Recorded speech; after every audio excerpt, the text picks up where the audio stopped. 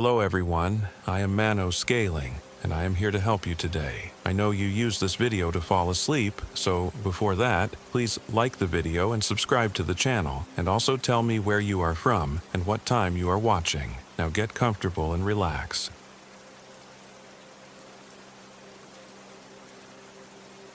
My name is Ben Harper. I'm 32 years old. This happened in October 2023. I'm writing it all down because the nightmares won't let me sleep, and I need someone, anyone, to know what truly took place along Sugar Creek in the Ozark Mountains of Missouri. No one I've told believes me, but I remember every detail as if it happened just last night. Even now, recalling it sends a crawling chill up my spine. Perhaps my story will help me make sense of what happened, but more than that, I hope it serves as a warning. I decided on a trip to Sugar Creek for two reasons: the quiet and the memories.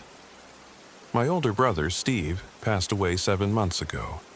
He and I had always talked about exploring Missouri's wilder regions, the hidden pockets of the Ozarks that tourists rarely see. With him gone, I felt an unshakable emptiness. I thought, in some foolish way, that walking the trails we planned to hike together might help me find closure. I'd never considered myself a survivalist or anything close. I just knew the basics of camping, enough to get by. Steve had been the expert, the one with the unstoppable spirit. But I told myself I'd be safe because I wasn't going alone. I had Buck, my loyal German shepherd, and I wasn't venturing entirely unprepared. I had maps, a phone, a backup GPS device, and enough supplies for a week. That's how I ended up driving my old pickup truck through winding country roads, passing small dusty towns and endless fields. Early October had begun coloring the trees a vibrant mix of gold and fiery red. The crisp air felt like a promise of new beginnings, or so I naively believed. After several hours, I reached a poorly maintained gravel road that led toward Sugar Creek Wilderness. A sign, nearly hidden behind tall weeds, read Sugar Creek. My heart thumped with a mix of anticipation and unease. I'd always heard the stories about this place. Locals spoke of it in hushed tones, warning that it had a history of unexplained vanishings and sightings of things no one could rationalize. But I chalked that up to backcountry folklore. Every remote spot has its ghost stories, right?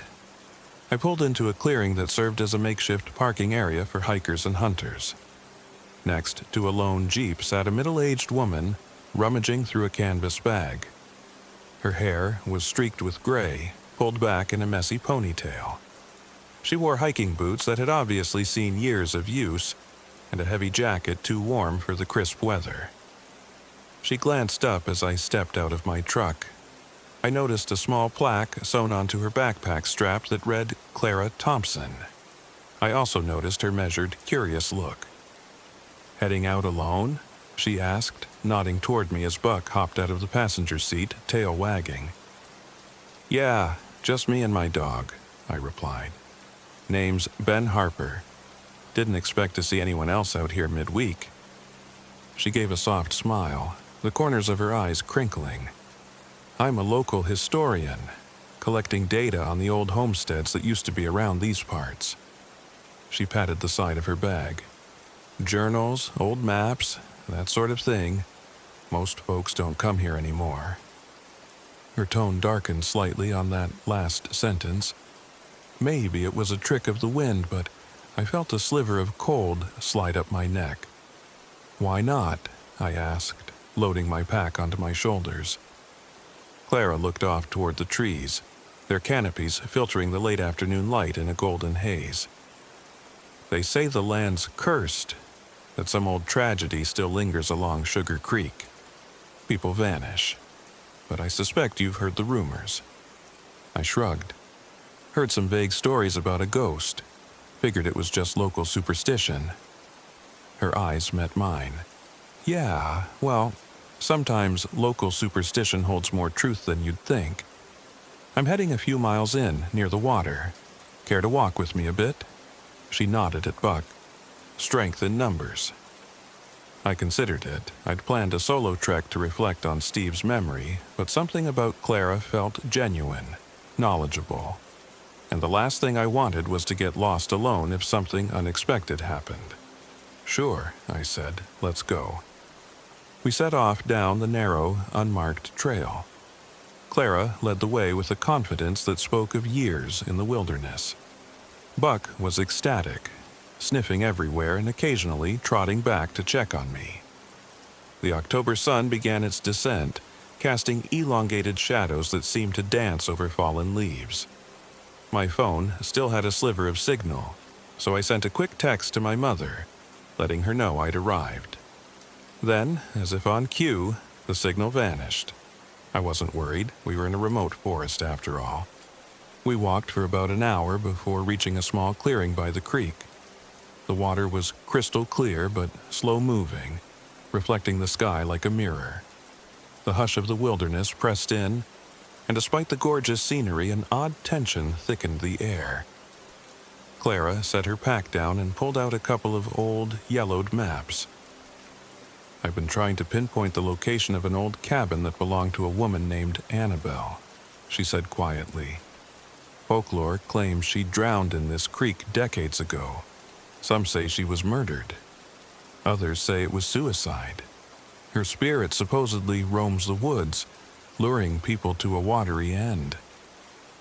"Sounds like a good campfire story," I joked, but I couldn't help feeling a twinge of unease. "You really believe that?"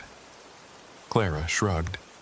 "I don't know if I believe, but I've heard enough stories to be cautious."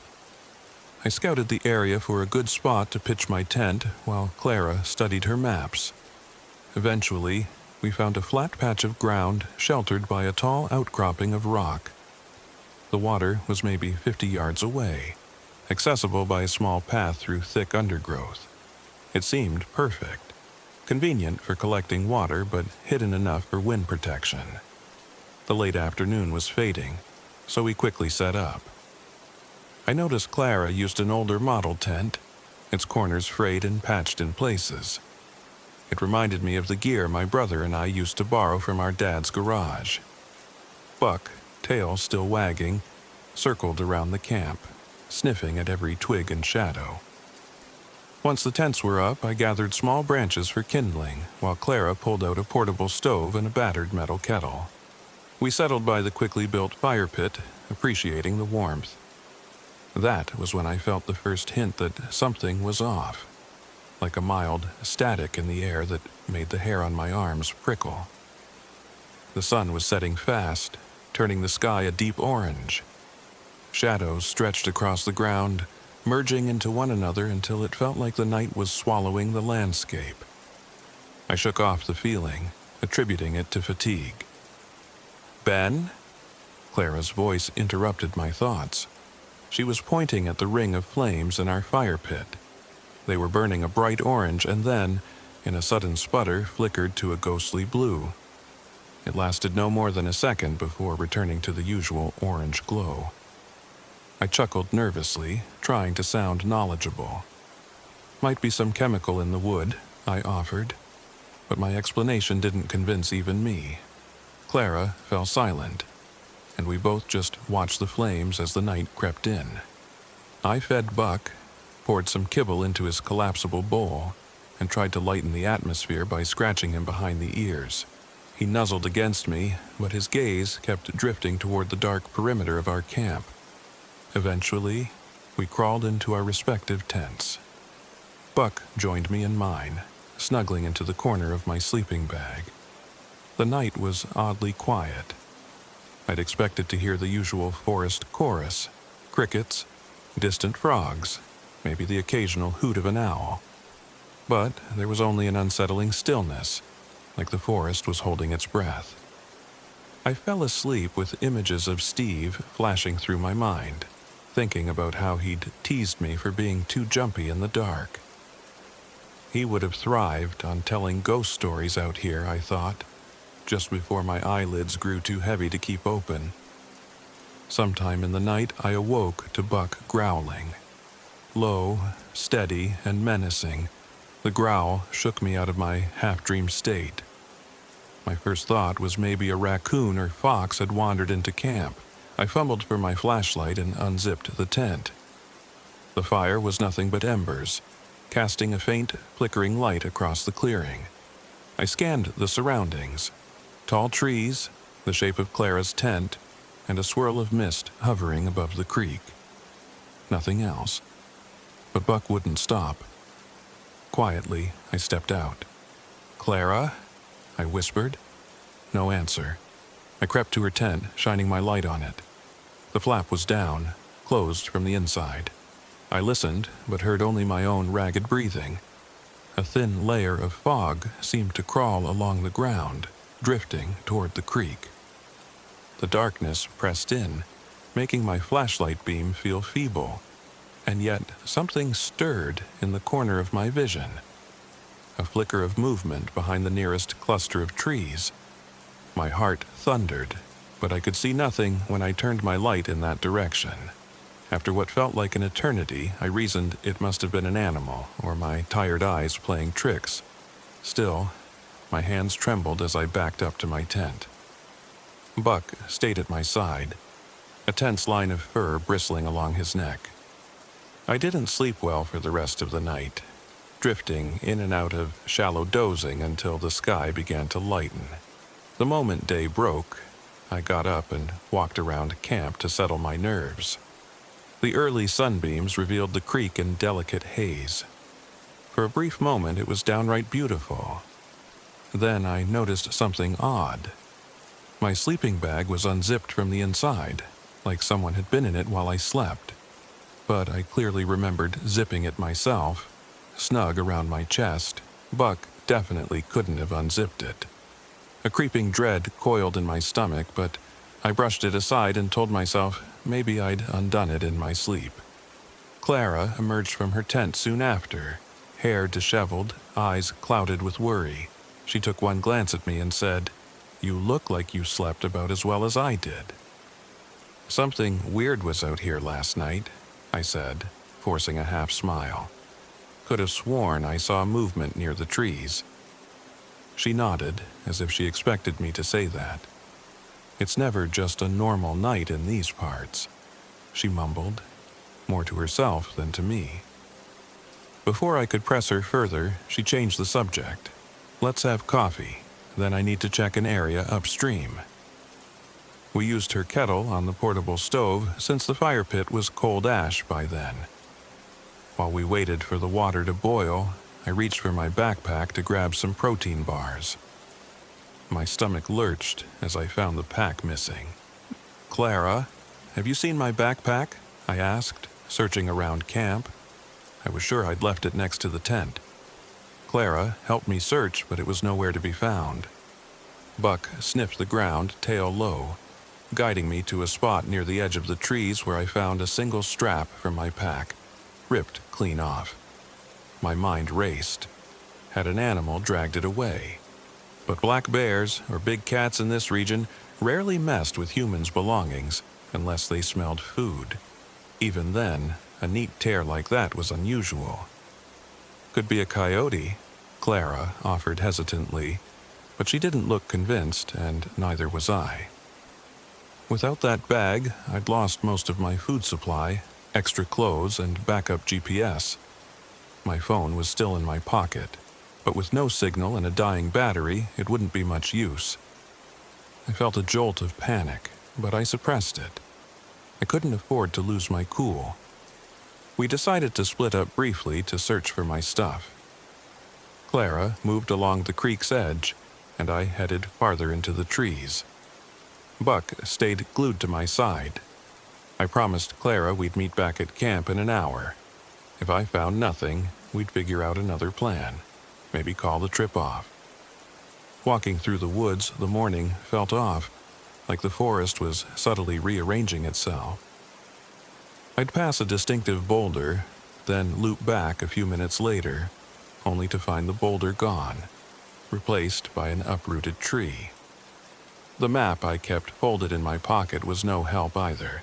None of the topography matched the real landscape. I consulted the compass on my phone, but the needle jumped around erratically. My frustration was building. It was like reality had developed cracks. Eventually, I stumbled upon a small clearing where a handful of ancient gravestones stood in crooked rows. Moss covered the surfaces, making the names illegible. It didn't match anything I'd seen on the official park maps. Buck's ears flattened, and he let out a low whine. I searched around the gravestones, hoping to spot some clue of where my bag was taken.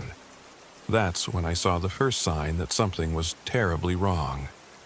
Near the largest headstone lay a piece of shredded fabric from my backpack. Next to it was a scattering of what looked like footprints. Bare footprints, with odd web-like patterns. Each print had 5 elongated toes, spaced too far apart to be human. My pulse hammered. Were these left by an animal or something else? The morning air suddenly felt colder. A light breeze rustled the trees, and my mind swirled with half-formed questions. Had I missed a small detail about local wildlife? Some new species or mutation? The footprints looked so close to human, but not. I crouched to examine them, but they led nowhere, vanishing on the rocky ground. I returned to camp, the hour having long passed, to find Clara missing. A single thought blared in my head. She should have been back already. Anxiety stabbed at my gut as I searched the creek's edge. Her footprints were there, leading into the water, but I didn't see any sign of her on the opposite bank or anywhere nearby. I yelled her name until my throat felt raw. Buck barked, whining as if to mirror my panic. No answer. I had no choice but to keep searching. I walked along the water, scanning the shadows under the trees. That's when I spotted her red bandana snagged on a broken branch. It hung limply, half submerged in the creek, fluttering with the current. Fear closed in around me. I pressed on, pushing through thick undergrowth as the creek curved into a deeper, narrower channel. The banks became muddy and slick. At a small bend, I finally saw Clara. She stood ankle-deep in the water, motionless, staring into the reflective surface. Her eyes were wide and vacant, the pupils dilated. The expression on her face made my blood run cold, like she was stuck in a hypnotic trance. "Clara?" I said softly, stepping into the shallow water. Buck barked behind me. She didn't respond, didn't even blink. Her reflection in the creek looked off, like there was a fractional delay between her movements and the mirror image. I cautiously reached out and touched her shoulder. That small contact broke whatever spell she was under. She gasped and stumbled back.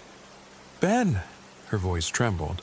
What happened? I heard something call my name from the water and then... I can't remember. "It's okay," I said, though it was anything but. "Let's get you back to camp." She leaned on me as we made our way back, shivering despite the morning heat that had already begun to build. When we reached the tents, she sank to the ground, clutching her head as if fighting a splitting headache. I gave her water and what little food I had left in my pockets, a smashed protein bar. Her eyes looked haunted. "Annabelle," she whispered. "I swear I heard her calling me." I didn't see anything in the water, but it felt like something was trying to pull me under. I didn't know how to respond. Logic told me people hallucinate or get disoriented, especially in a stressful environment. But logic also couldn't explain the missing backpack, the changing terrain, the footprints, and that moment last night with the ghostly blue flames. Clara insisted she was well enough to continue. She seemed embarrassed by what happened. Still, her body trembled, and she acted as if she'd been drained of her usual energy. I decided to gather more firewood while we discussed our next steps. The plan was to either find my backpack or abandon the trip and head back to civilization as soon as possible. I told Clara to stay put. Buck and I walked about 100 yards from the campsite, searching the ground for usable branches. Every few steps I stole a glance back to make sure she was still there. She was, until she wasn't. A gust of wind rustled the leaves, and I turned to toss some branches onto our makeshift pile. When I looked back, Clara was gone. No scream, no sound, nothing. My heart pounded. Immediately, Buck and I dropped the wood and rushed over to the tents. No sign of her. Panicked, I circled the clearing. It was as if she'd vanished into thin air. That was when I made a decision. No more splitting up. We had to find her, but I couldn't cover much ground alone. "Clara!" I shouted into the trees. Buck growled, his hackles raised, scanning the perimeter like he sensed something out there. A frantic search ensued. I checked near the creek, the rocky outcropping, and even the weird gravestones I'd stumbled upon earlier. Hours passed, or at least it felt that way. My phone's battery was nearly dead now, leaving me with only the faint hope that if I got close enough to an exit, maybe I could get a signal.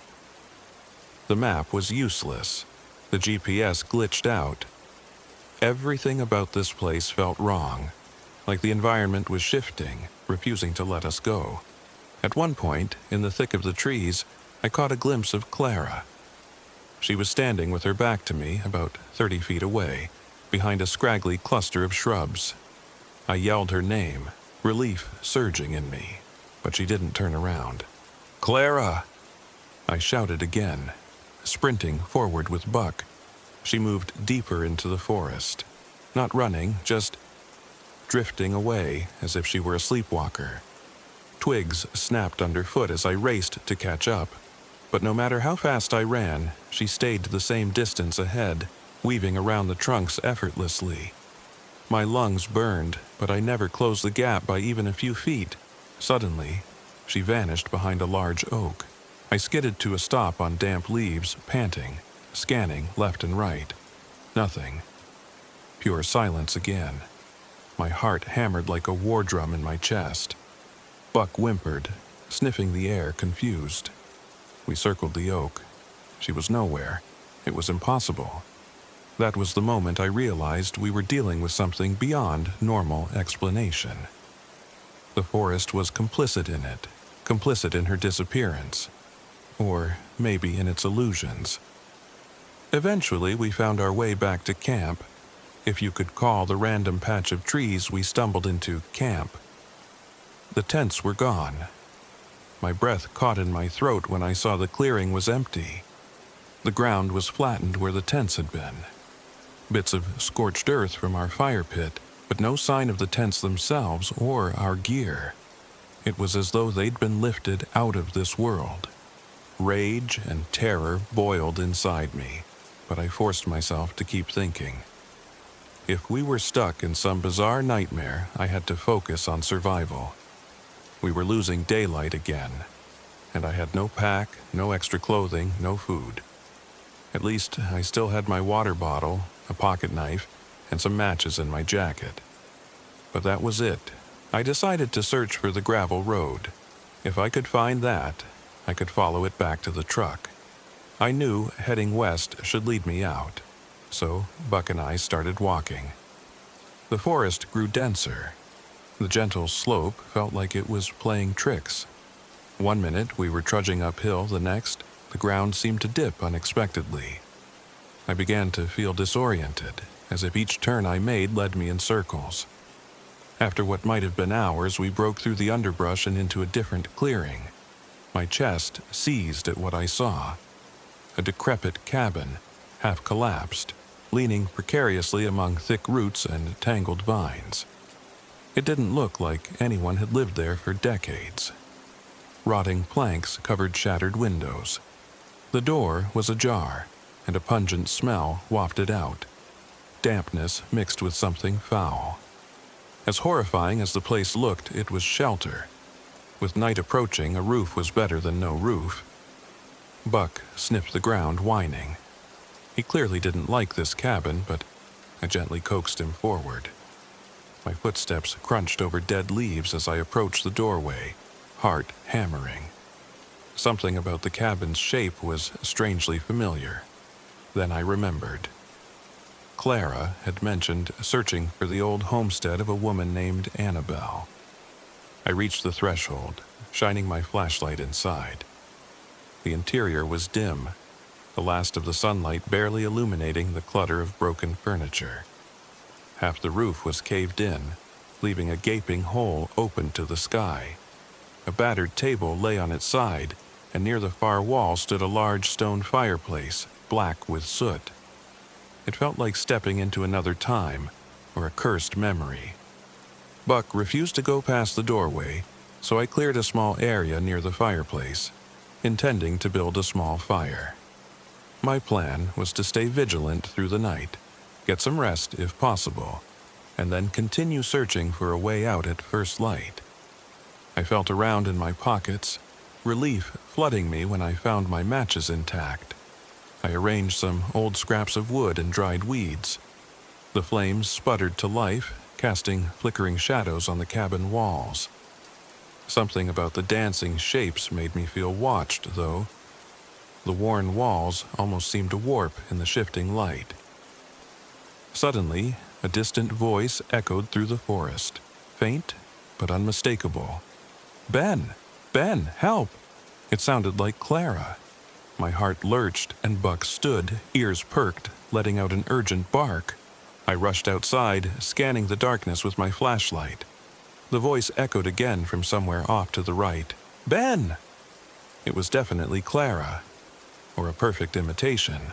I started running, ignoring the dryness in my throat and the ache in my legs. Buck charged ahead of me, barking as if chasing the source. We must have run for 5 minutes, though it felt like an hour. The voice kept calling, always just out of reach. I realized, with a sinking heart, that I'd lost sight of the cabin. The forest was darker here, the moon hidden behind thick clouds. The voice abruptly stopped. Panting, I pivoted in a circle. My flashlight beam swept across twisted branches, gnarled roots, and shivering bushes. No Clara. Nothing but my own ragged breath. A cold sweat trickled down my forehead. Then, from behind me, a whisper. "Ben." I whipped around, shining the light. Clara stood there, or at least someone who looked like her. She was illuminated in the beam, clothes soaked from head to toe, water dripping off her hair. She stared at me with wide eyes that reflected the light, giving them an unnatural sheen. "Clara," I cried. Both relieved and terrified. "Where have you been?" She opened her mouth, but no sound emerged. She just kept staring, her lips parted, her arms hanging limply at her sides. Buck barked, then whimpered, cowering behind my legs. Something was wrong. Terribly wrong. Clara's head tilted in an odd angle, as if her neck were partially broken. A slow, eerie grin formed on her lips, stretching too wide. My pulse thundered. "Clara, talk to me. Let's get you warm." She moved closer. Her motions looked jerky, disjointed, and that grin never left her face. "Ben, you should have stayed away," she finally managed, her voice cracking like static. I fought the urge to run. "Come on," I said, my voice trembling despite my efforts to sound calm. "Let's get back to the cabin. We can find you some dry clothes. I'll start a bigger fire." Clara nodded slowly, but that grin stayed plastered on her face, eyes blinking far too infrequently. I guided her back, flashlight bobbing in my shaky hand. Buck kept whining, refusing to get too close. When the cabin silhouette finally reappeared, I breathed a faint sigh of relief. But stepping back inside felt like walking into a tomb. The small fire I'd started was still crackling, throwing dancing shadows on the walls. Clara moved towards the flames mechanically, water dripping from her clothing and hair, forming dark puddles on the wooden floor. She turned suddenly and grabbed my wrist with surprising strength. "You belong here, Ben," she said in that stilted, halting tone. "It's what she wants." "Who's she?"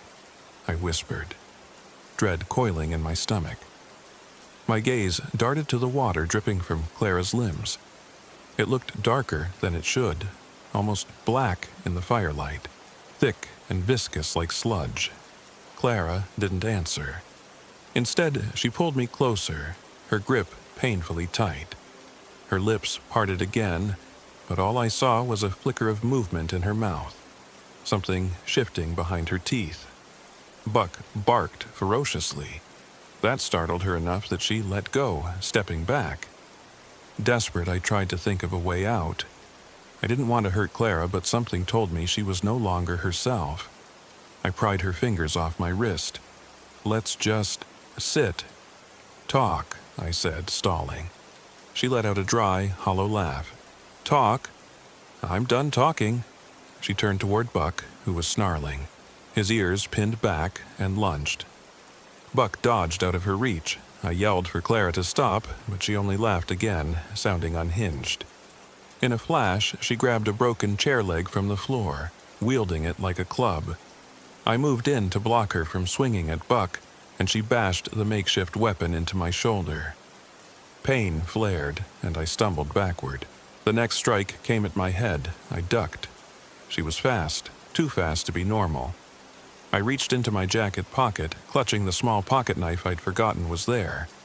Adrenaline pumped through my veins. It felt like life or death. She swung the chair leg again, and I dodged, jamming the knife toward her arm to disarm her. The blade sank into her forearm, but instead of screaming, she hissed, her grin warping into a snarl. Blood trickled from the wound, but it looked dark, almost black in the flickering firelight. She swung wildly again, the chair leg whistling through the air. I raised my arm, bracing for impact, but Buck launched himself at her, tackling her sideways. They rolled in a flurry of movement. Fear twisted in my gut as I imagined Buck getting hurt, but Clara was on the ground, pinned momentarily. She screeched like an animal, twisting to break free. Heart pounding, I seized the moment, kicking the chair leg out of her hand. I grabbed a length of rope that hung from a broken rafter, probably left by whoever once lived here. Working fast, I pinned her arms and managed to tie her wrists together, ignoring her thrashing and bucking. When it was done, I scrambled back, panting. Buck stood near me, hackles raised, lips curled in a snarl. Clara lay there, rope binding her wrists, grinning at me through ragged breaths. "She's coming," she gasped. "You're hers now." I fell back against the fireplace, chest heaving. Had the ghost of Annabelle somehow possessed Clara? Every hair on my body stood on end just thinking about it. Something was happening here, something beyond logic. My breath caught in my throat as I thought about leaving her tied up. It felt wrong, but she'd just tried to kill me, and Buck. "Clara," I said, trying to keep my voice steady. "If you can hear me in there, I'll find a way to help you." She only gave me another toothy grin. Time blurred. The flickering fire cast everything in surreal shadows. I heard the drip of water from Clara's clothes hitting the floor, the crackle of flames, and my own ragged breathing. Every few minutes, Clara would strain against the rope, giggling or whispering nonsense. The demon in her voice sounded older, more vicious than the Clara I'd known. My thoughts drifted to the footprints by the gravestones, the missing backpack, the flickering blue fire, the whispering voice from the creek. None of it made sense, yet all of it was connected. Finally, the flames began to die down. I needed more wood, but stepping outside felt like stepping into the jaws of a nightmare. However, I couldn't let the fire go out. In the end, I cautiously moved to the cabin's collapsed side, searching for broken beams or rotted planks I could burn. Buck followed, keeping a wary eye on Clara, who was still lying near the fireplace, rolling her head side to side and muttering. I dragged what wood I could find, then fed it into the dwindling fire. Sparks leapt up, and the flames licked higher, warming the room a bit, and illuminating Clara's twisted shape on the floor. That's when the next impossible event happened. The cabin door slammed shut of its own accord, as though wrenched by an invisible hand. Buck yelped, jumping at the sudden noise. My flashlight flickered, then died, as if the cabin had swallowed its power. The only light now came from the fire. Clara's voice grew louder, chanting something I couldn't understand. The rope around her wrists strained, the knots looking like they might snap at any moment. I grabbed the broken chair leg, holding it in front of me like a weapon. My throat felt dry, the air turned colder, and a sense of dread thickened around us, making it hard to breathe. Clara abruptly stopped chanting. Her eyes rolled back and she convulsed once, twice, then fell still. The grin vanished. I hurried over, pressing my fingers to her neck. Her pulse fluttered, erratic, but alive. Suddenly, her eyes opened, and they looked normal. The tension in her body eased. She gave a weak cough, blinking at me with confusion. "Ben?" Her voice was her own again, shaky and scared. "What's happening?" I hesitated, unsure if this was a trick, but her face shone with genuine terror. I pulled out the knife, trembling, and cut the rope from her wrists. She immediately slumped into me, sobbing. The blackish fluid from her arm wound had returned to a more normal red color. Buck approached cautiously, sniffing her face. She mumbled incoherently, something about Annabelle and the water. She looked up at me, tears lining her cheeks. "I'm so sorry," she whispered, hugging herself as if freezing. I couldn't stop it. She was controlling me, making me see things. I tried to fight. A swirl of relief and fear filled me. "We have to get out of this place," I said, helping her stand. "Now!" She nodded, wincing from the pain of her injured arm. The fire still crackled, but I doubted it would keep whatever haunted these woods at bay. We leaned on each other for support, planning to leave the cabin immediately. But when we reached the door, it refused to budge. I shoved my shoulder against it, kicked at it, but it felt barricaded from the outside. She pounded on the door, tears welling in her eyes again. "Let us out!" she screamed, her voice echoing in the darkness. Only silence answered. The thick cabin walls stifled every sound, as though we were trapped in a coffin. "Maybe there's another exit," I said, though the sense of despair weighed heavily on me.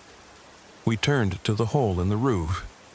It was large, but at least 12 feet above us. If we could stack some furniture, maybe we could climb out. We dragged the broken table and what remained of a dresser under the hole. The entire time, the sense of wrongness in the air grew heavier, like a storm about to break. The furniture wobbled precariously.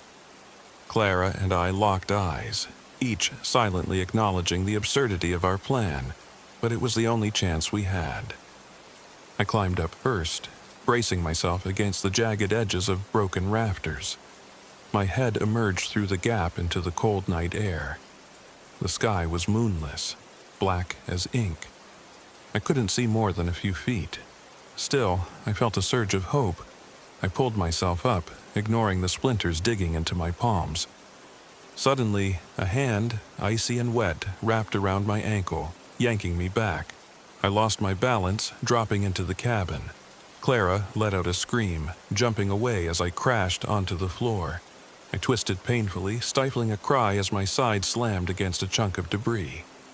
Buck barked furiously, and for a split second I saw it. A pale, half-decayed face peering down from the hole, eyes glowing faintly in the firelight. Long, black hair clung to sallow, waterlogged skin. Then it was gone. That was Annabelle, Clara whispered, voice trembling with raw terror. "She won't let us leave." I rose unsteadily, my ribs aching. We had to find another way or fight our way through. A sudden pounding on the roof made us jump. Thump, thump, thump. It circled the open gap as if something was scuttling around above us. Buck's ears flattened, and a low growl rumbled in his throat. Clara and I exchanged a terrified glance. The pounding stopped, replaced by silence. Then, a slow drip of water began to seep through the hole, each drop sizzling as it hit the fire. It was dark water, thick and foul-smelling, like the fluid that had come from Clara's wound. My stomach churned. I had no idea what would happen if it put out our fire. Would we be left in total darkness with that thing? We had to move now. "Wait," Clara said, moving to the fireplace. She grabbed a long, charred piece of wood. Flames licked the tip, forming a makeshift torch. "We can use the light." I nodded, swallowing hard. We turned toward the door again, determined to smash it if we had to. Just then, the door creaked open on its own. I froze, adrenaline spiking, as I aimed my flashlight beam. The batteries must have recovered slightly because it weakly illuminated the threshold. There was no one there. Just the silent forest outside, glistening with an unnatural sheen in the torchlight. Cautious steps took us outside, the fresh air tinged with an acrid smell I couldn't identify. Buck padded ahead, nose low, letting out a deep growl every few steps. It felt like we'd stepped into another world. Trees that had been upright earlier now appeared twisted or bent at impossible angles. The ground squelched underfoot, as if water saturated the soil. Clara clung to me. "We need to find the creek," she whispered, "and follow it downstream. That should eventually lead to the main road." It was as good a plan as any. We stumbled through the forest, guided by the faint light of the torch and my flickering flashlight. Time lost meaning. The further we walked, the more everything looked the same. Tall silhouettes of trees, muddy ground, swirling mist, all tinted orange by the torch's glow. At some point, we came across a rotting log. I shined my flashlight on it, praying it might be near the creek. Instead, we found something that made my blood freeze. A piece of cloth torn from a familiar backpack, my backpack. Clinging to the log, half sunken in the mud. Next to it was the same blackish slime, as though something had dragged it there. Rage and desperation flared in me, and I kicked the log aside. Buck barked, pawing at the ground. He unearthed a piece of my backpack's strap, and a wave of regret crashed over me. That bag contained everything I needed to survive out here. Now, it was soiled scraps, worthless. We pressed on. We finally heard the gentle rush of water in the distance. My heart soared. If that was Sugar Creek, we could follow it south. With any luck, we'd find the gravel road or even the main highway. But something about the sound felt wrong, echoing oddly, as though multiple creeks were overlaid. When we reached the water, the reflection of our torchlight revealed swirling shapes in the current. It wasn't the clear, serene creek we'd seen before. Now the water looked dark, thick, like the color of pitch. A series of half-submerged boulders jutted out near the bank. The forest beyond the creek was hidden in thick, rolling fog. Carefully, we started walking downstream. The ground sloped awkwardly, muddy banks threatening to slip us into the murky water. If this was the right direction, we had no choice but to keep moving. Clara clung to my arm, the torchlight dancing on the surface of the creek, revealing ghostly shapes that vanished the moment we tried to focus on them. Then, out of the corner of my eye, I spotted movement. A shape, slender and pale, rose from the creek. Long black hair draped over a gaunt, waterlogged face with hollow eye sockets that glimmered faintly. It, looked at us with an otherworldly hunger. The air around me dropped in temperature so suddenly that I gasped, seeing puffs of my breath in front of me. "Annabelle," Clara whimpered, her grip crushing my arm. We began to back away, but our feet sank into the mud. Each step felt heavier, as if the ground was trying to pull us in. The figure drifted closer, the water rippling around her waist. My heart pounded in my ears and every instinct screamed to run. We turned, intending to bolt into the trees, but the mud held us. I pulled Clara free, nearly stumbling as I did so. Buck was barking uncontrollably. Annabelle glided onto the bank without a single step, her body never quite moving in a natural way. Each slight tilt of her head or shift of her torso seemed fragmented, like a series of images rather than continuous motion. When she was close enough that I could see the water dripping from her ragged dress, I raised the flashlight and shining it directly in her face. For a moment, she recoiled, emitting a shrill, inhuman hiss. Taking advantage, I yanked Clara forward, letting Buck lead the way as he found firmer ground. We sprinted blindly into the forest, branches slapping our faces and arms. The torch sputtered out, forcing me to rely solely on the dim flashlight. I stumbled over roots, the pain in my side flaring again. Clara panted behind me, occasionally crying out in pain when she scraped against a tree trunk. After what felt like an eternity, we emerged into another clearing and froze. It was the same clearing where we'd first set up camp, but everything was wrong. Our tents were nowhere to be seen, but I recognized the large rock outcropping near the creek. My flashlight's beam fell upon a horrifying sight. A cluster of rotted, bloated corpses half buried in the leaf litter. They wore torn clothing, some modern, some decades old. One body had a backpack that looked suspiciously like the one I'd lost. Another wore a hat emblazoned with a Park Service logo from who knew how long ago. Clara began to sob. I felt vomit rise in my throat, the stench of decay mixing with damp earth. This was what happened to those who never escaped, I realized with cold horror. Buck whimpered, tail tucked so tightly that it practically touched his belly. Then something else caught my eye near the edge of the clearing. A shape slumped against a tree. When I approached, my breath caught in my lungs. It was me, or someone wearing my exact clothes, with a face almost identical to my own. The figure was dead, staring blankly at the sky, a look of abject terror frozen on his features. My mind reeled. Was it a hallucination? Or some sick manifestation of the curse? Clara grabbed my sleeve, shaking me. "We have to leave," she cried, voice ragged. She was right.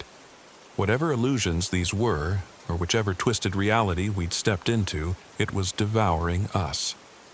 In a mad frenzy, we skirted the bodies.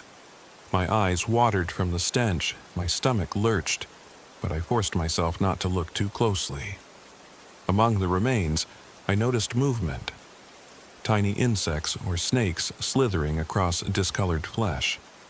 The horrifying tableau felt like a glimpse of our own futures if we didn't escape. We tore across the clearing toward the only path that made sense, following the outcropping. The ground rose sharply there. Perhaps it would lead us to a ridge or a vantage point where we could see a way out. Buck led, bounding up the slope with frantic energy. Clara limped behind me, her injured arm wrapped in a piece of cloth she'd torn from her shirt. Her breathing sounded ragged, on the verge of collapse. As we climbed, the forest began to thin. My flashlight flickered, threatening to die, but it held on just enough. Finally, we reached the top of the ridge and peered out. My heart soared. A faint, bobbing light in the distance, perhaps headlights on a road. Salvation. We scrambled down the other side of the ridge, ignoring the branches that tore at our skin. With every step, time felt slippery, impossible to measure. We might have been running for minutes or hours, but the faint glow steadily grew until I could make out a single lamp post next to a dirt road. My chest tightened with hope. We stumbled onto the road, the worn gravel crunching underfoot. And then, just like that, my phone buzzed in my pocket. a single bar of reception. I paused, ignoring the pain, and fired off a text to 911, praying it would go through. Moments later, the bar vanished, but I saw the message sent line. Relief threatened to make me collapse. Clara clung to me, tears carving clean tracks down her mud-streaked face. Even Buck's frantic panting slowed. We followed the dirt road until it merged with the battered gravel road I recognized from when I drove in. My truck was still there, standing like a lonely beacon in the pale moonlight. We sprinted the last stretch. I fumbled for my keys, hand shaking so violently it took me 3 tries to fit them in the ignition. The engine roared to life, the headlights slicing through the darkness. I half expected something to leap in front of us, but nothing did. I turned the truck around, the tires skidding on the loose gravel as I stomped the gas. Clara curled up in the passenger seat, hugging Buck to her, as though afraid if she let go, we'd be lost again. The forest receded in the rearview mirror, a black mass of twisted silhouettes. My mind raced with images of Annabelle's waterlogged face, the rotting corpses, the illusions of time. None of it felt real. Yet the pain in my side, the cuts on my arms, and the battered state of Clara's body all screamed. It was horrifyingly real. We drove until we reached a small town about 15 miles out. It was just past midnight. We found the local sheriff's office, though it was closed. I pounded on the door until I roused a sleepy deputy. He took one look at our ragged appearances and called an ambulance. We were treated at a small clinic for shock, lacerations, and dehydration.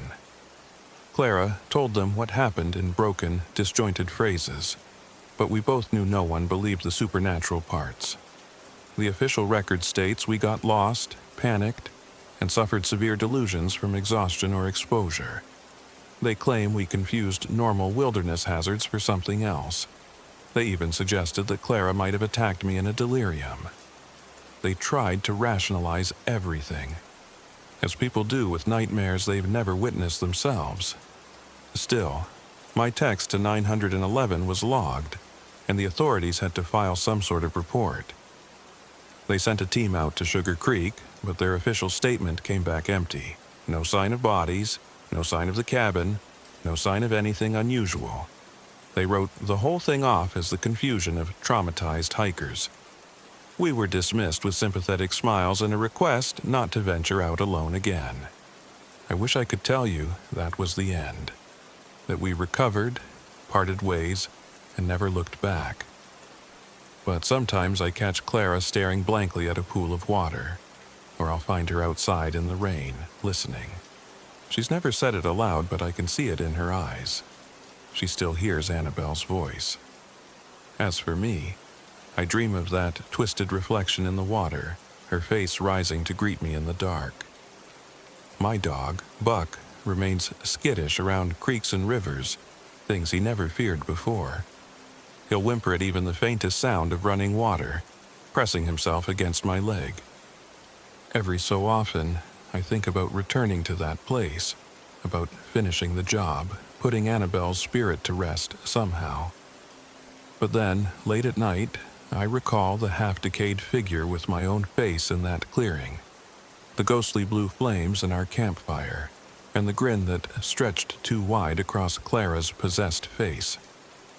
I recall how time bent, how the forest seemed alive, how something ancient and hungry wanted us trapped forever.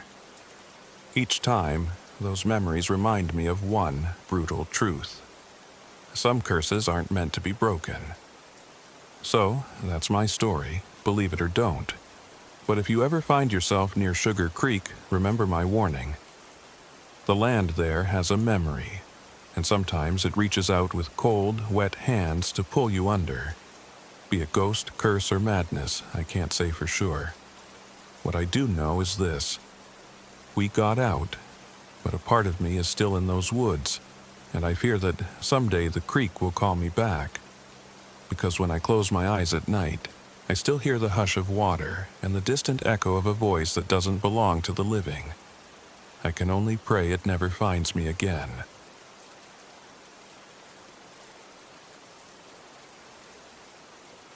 My name is Ethan Gray, and I am 30 years old. This happened in late October of 2023, deep in the Mark Twain National Forest, near a stretch of land along Big Piney Creek in Missouri. I'm not a military veteran or some hardened survivalist. I'm just a graphic designer who works too many hours in front of a computer screen. I went out there with my dog, Rex, to find peace, to escape the frantic pace of my life, and to spark a little creativity. Instead, I stumbled into a nightmare that still keeps me awake at night. I remember feeling an odd excitement when I arrived at the trailhead. The crisp autumn air carried the scent of pine needles and damp earth. It was overcast that day with a thick blanket of gray clouds overhead, the sun only peeking through in fleeting moments. The wind rustled the trees, creating a background of soft whispers that felt both calming and vaguely menacing. Rex, a mixed breed with coppery fur and warm brown eyes, trotted by my side. He'd been my companion for years, loyal, protective, and always ready to explore. The trail I took wasn't particularly famous or crowded. In fact, I only saw one parked car near the entrance.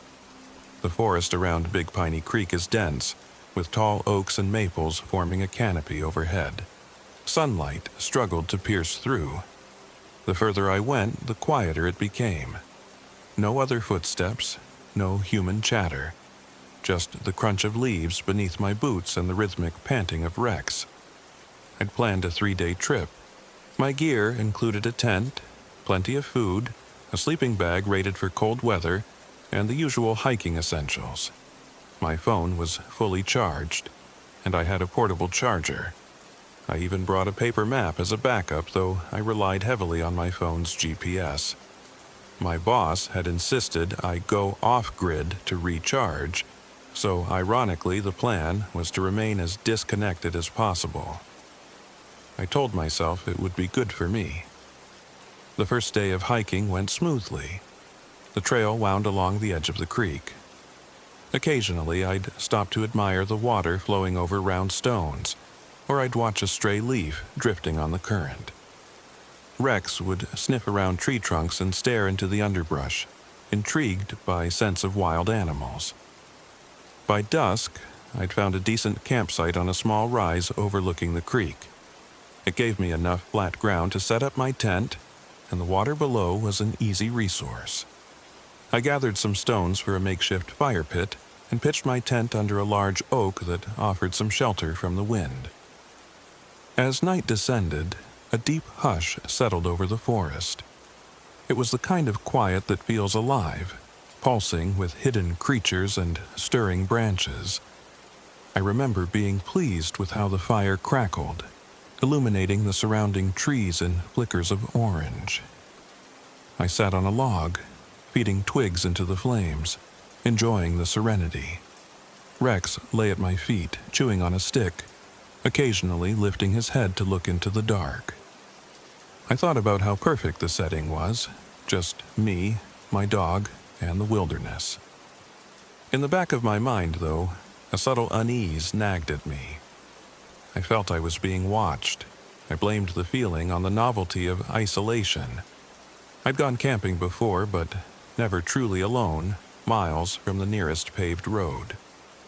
Over time, the crackle of the fire, the scent of smoke, and the warmth against the chilly air lulled me.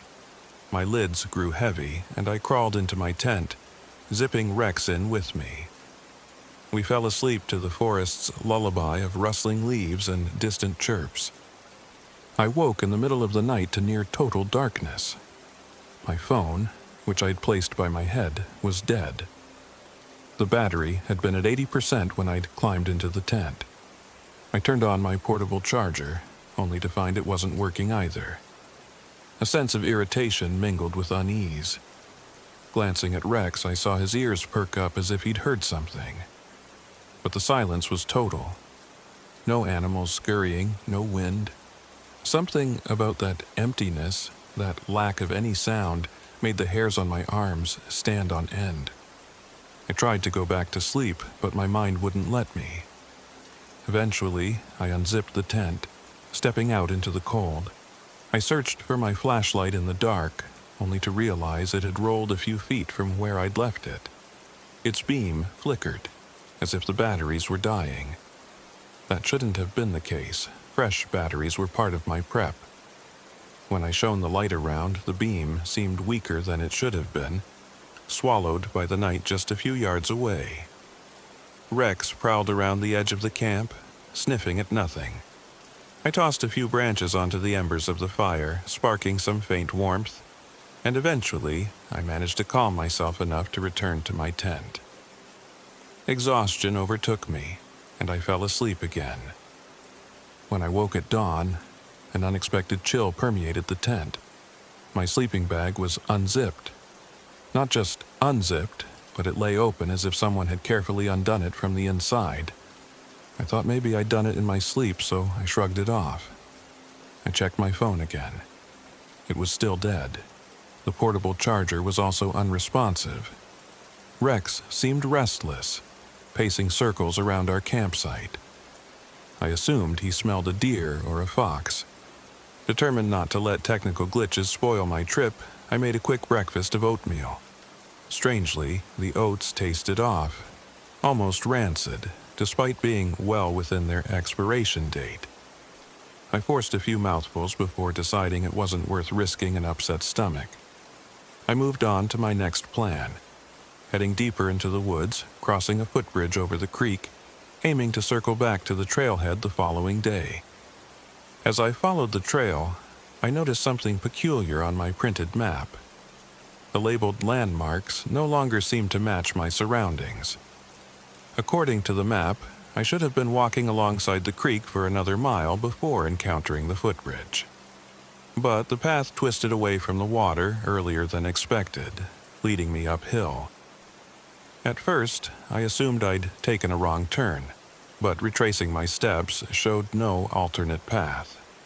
It felt as if the forest had rearranged itself overnight. Rex whined, and I realized I was more frustrated than scared. I scolded myself. It's easy to get disoriented out here, especially if you're alone. So I pressed on, hoping to find the footbridge. By midday, though, it had not appeared. Instead, I found a small clearing with scattered animal bones and a rotting stump in the center.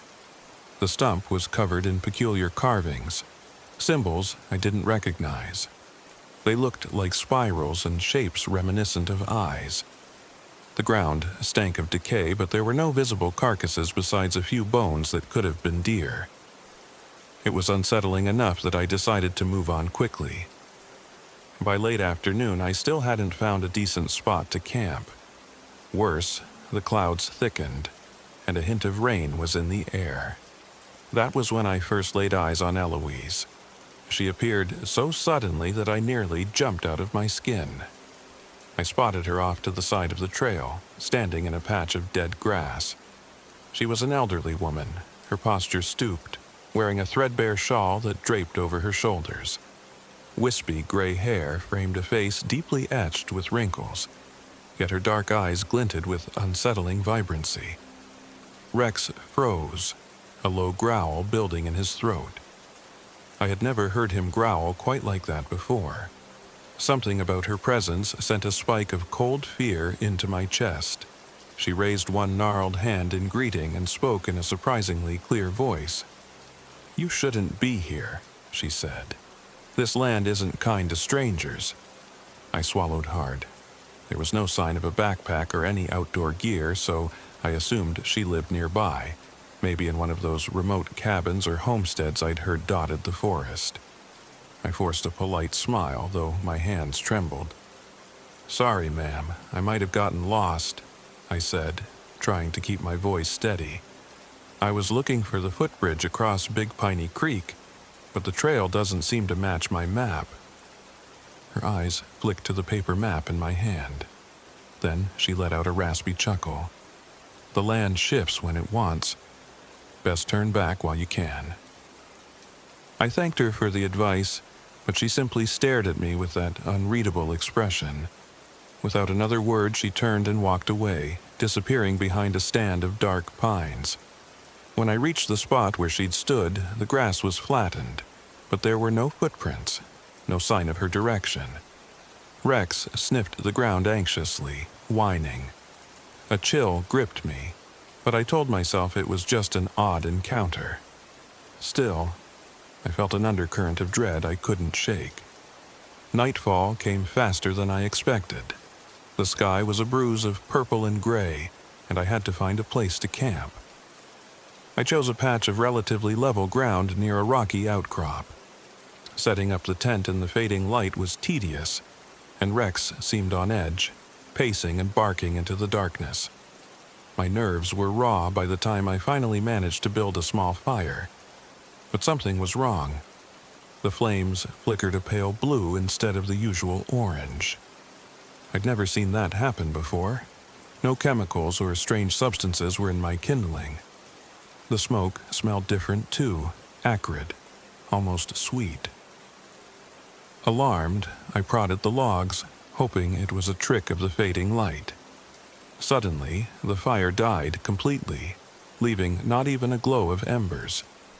It was as if it had been snuffed out by an invisible hand. I scrambled in the dark, trying to rekindle it, cursing when my lighter sputtered. When it finally sparked back to life, the flames flared green this time. A nauseating wave of heat hit me. Rex barked wildly, and I had to calm him, but inside I was shaken. Nothing made sense. I didn't eat much that night. My appetite was gone. Exhaustion took over, and I crawled into my tent. Rex curled against my legs, his body trembling with tension. My last thought before drifting off was that I should head back first thing in the morning, footbridge or not. The nightmares came in waves, half-remembered images of twisting trees and that old woman's face looming over me. I dreamt of her chanting in a strange language, her hands weaving patterns in the air, and the forest shifting around her. In the dream, I heard the sound of bones snapping underfoot. I woke with a gasp, covered in cold sweat, only to find it was still pitch black. My watch read 2:14 a.m., but the time felt meaningless. That was when I noticed Rex was gone. The flap of the tent was open, despite my having zipped it up. Panicked, I rushed outside with my flashlight. A soft drizzle had started, and the wind carried a keening whisper through the trees. I called Rex's name over and over, but the darkness swallowed my voice. I tried to keep calm, reminding myself that dogs sometimes wander. Still, dread crept up my spine like icy fingers. I stumbled through the undergrowth, scanning with my flashlight for any trace of him. 15 minutes felt like hours as I circled back to camp, heart pounding. I was about to set out again in a different direction when I saw a shape on the edge of the firelight. Rex stood there, silent and motionless. Relief surged through me until I got a good look at him. His body was stiff, and his eyes appeared glassy in the dim light. He looked at me like he didn't recognize me at all.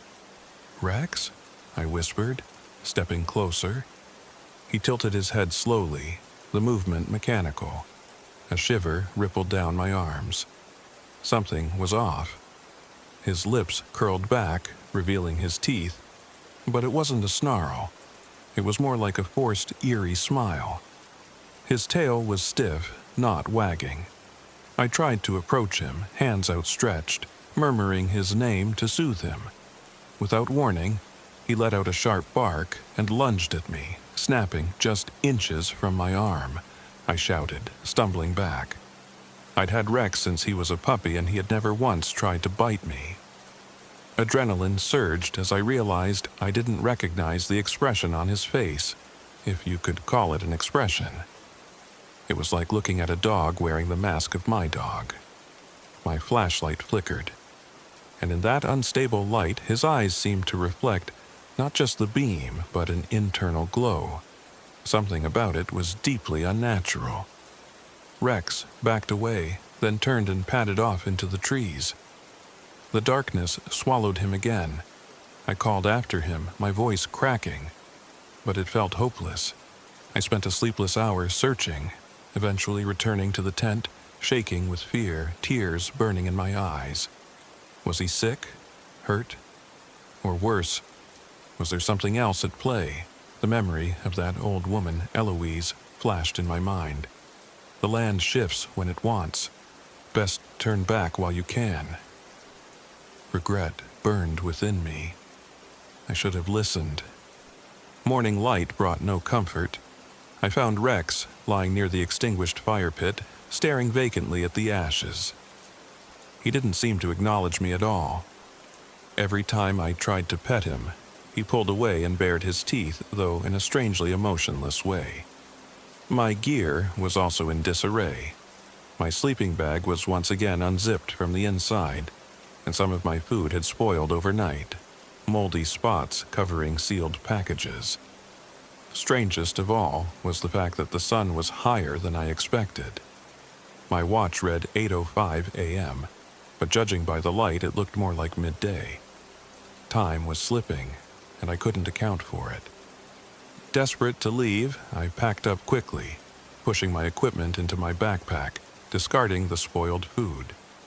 When I tried to take down the tent, I noticed odd symbols scrawled on the inside, almost invisible unless the angle of light was just right. They looked like the carvings I'd seen on the stump, spirals and twisted geometric shapes. My hands trembled, and I quickly tore the tent down, stuffing the cloth away to avoid looking at them further. And I started retracing my steps toward the trailhead, hoping I could rely on memory. A sense of urgency gnawed at me. Rex followed at a distance, never letting me get too close. My mind was a blur of worry for him and terror for the larger situation. As I continued, every turn felt wrong. The environment seemed to conspire against me. Trails looped back to unfamiliar clearings, and the creek was nowhere to be found. More unsettling, the forest seemed darker than it should have been for that time of day. It felt as though the trees were slowly closing in. Around midday, if it truly was midday, I heard a human scream echo from somewhere in the forest. It was a scream of sheer terror. My heart drummed in my ears. Torn between fear and the impulse to help, I broke into a run, crashing through the underbrush in the direction of the sound. Rex kept his distance, but followed, head low. After sprinting for what felt like ages, I emerged into a small clearing. In the center stood a woman in her 20s, her hair disheveled, her face etched with horror. Her name was Amanda, she managed to choke out, before collapsing into my arms. Her clothes were drenched, her body shaking uncontrollably. She whispered incoherently about her boyfriend, Daniel, who was supposedly with her on a camping trip. She kept saying, "He's gone. Oh God, he's gone." I tried to calm her, urging her to tell me what happened, but she was nearly hysterical. Slowly, her words formed a fractured explanation. They'd been camping not too far from here when they started hearing strange noises at night. Daniel left their tent to investigate and returned wrong.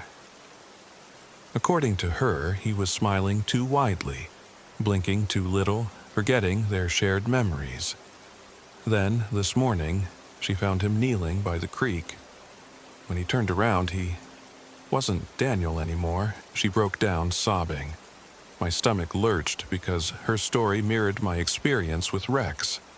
Something was possessing the living, twisting them into grotesque caricatures. I helped her to her feet. She clung to me, terrified. I looked around for tracks and noticed a smear of blood on the grass. I prayed it wasn't Daniel's, or at least that he wasn't mortally injured. Before we could decide on a direction, Amanda let out a shriek, pointing behind me. I spun and saw a figure emerge from the trees. It was Daniel. At least, it had his face. His eyes were unnaturally wide, unblinking, his lips curved into that same forced grin. When Amanda called his name, he tilted his head but showed no recognition. That's when I saw the blood smeared across his fingers and noticed the ragged tear in his shirt, revealing patches of bruised skin. There was a chunk of torn flesh on his left forearm, but he didn't react to it as if in no pain at all. He staggered toward us, arms raised. Amanda began to sob harder, calling out to him. He made a soft, keening sound and lunged. Reacting on instinct, I pushed Amanda aside and wrestled Daniel to the ground. Despite his wounds, he had a strength that belied his frame. He clawed at my arms, trying to pull me closer, his breath sour and rapid. Rex stood on the periphery, watching with a blank detachment that was completely out of character. I yelled for Amanda to run, but she wouldn't leave me. She grabbed a fallen branch and struck Daniel across the back. He snarled, a throaty, inhuman sound that made my blood run cold, and whirled to face her. In that split second, I saw a chance. I tackled him again, managing to pin his wrists against the ground. But his strength was impossible. My muscles burned just holding him. Then a voice, soft and archaic, yet resonant, echoed through the clearing. Eloise stepped out from behind a tree, her wrinkled face calm, eyes shining with malevolent amusement. I wanted to shout at her, to demand she stop, but my words froze in my throat.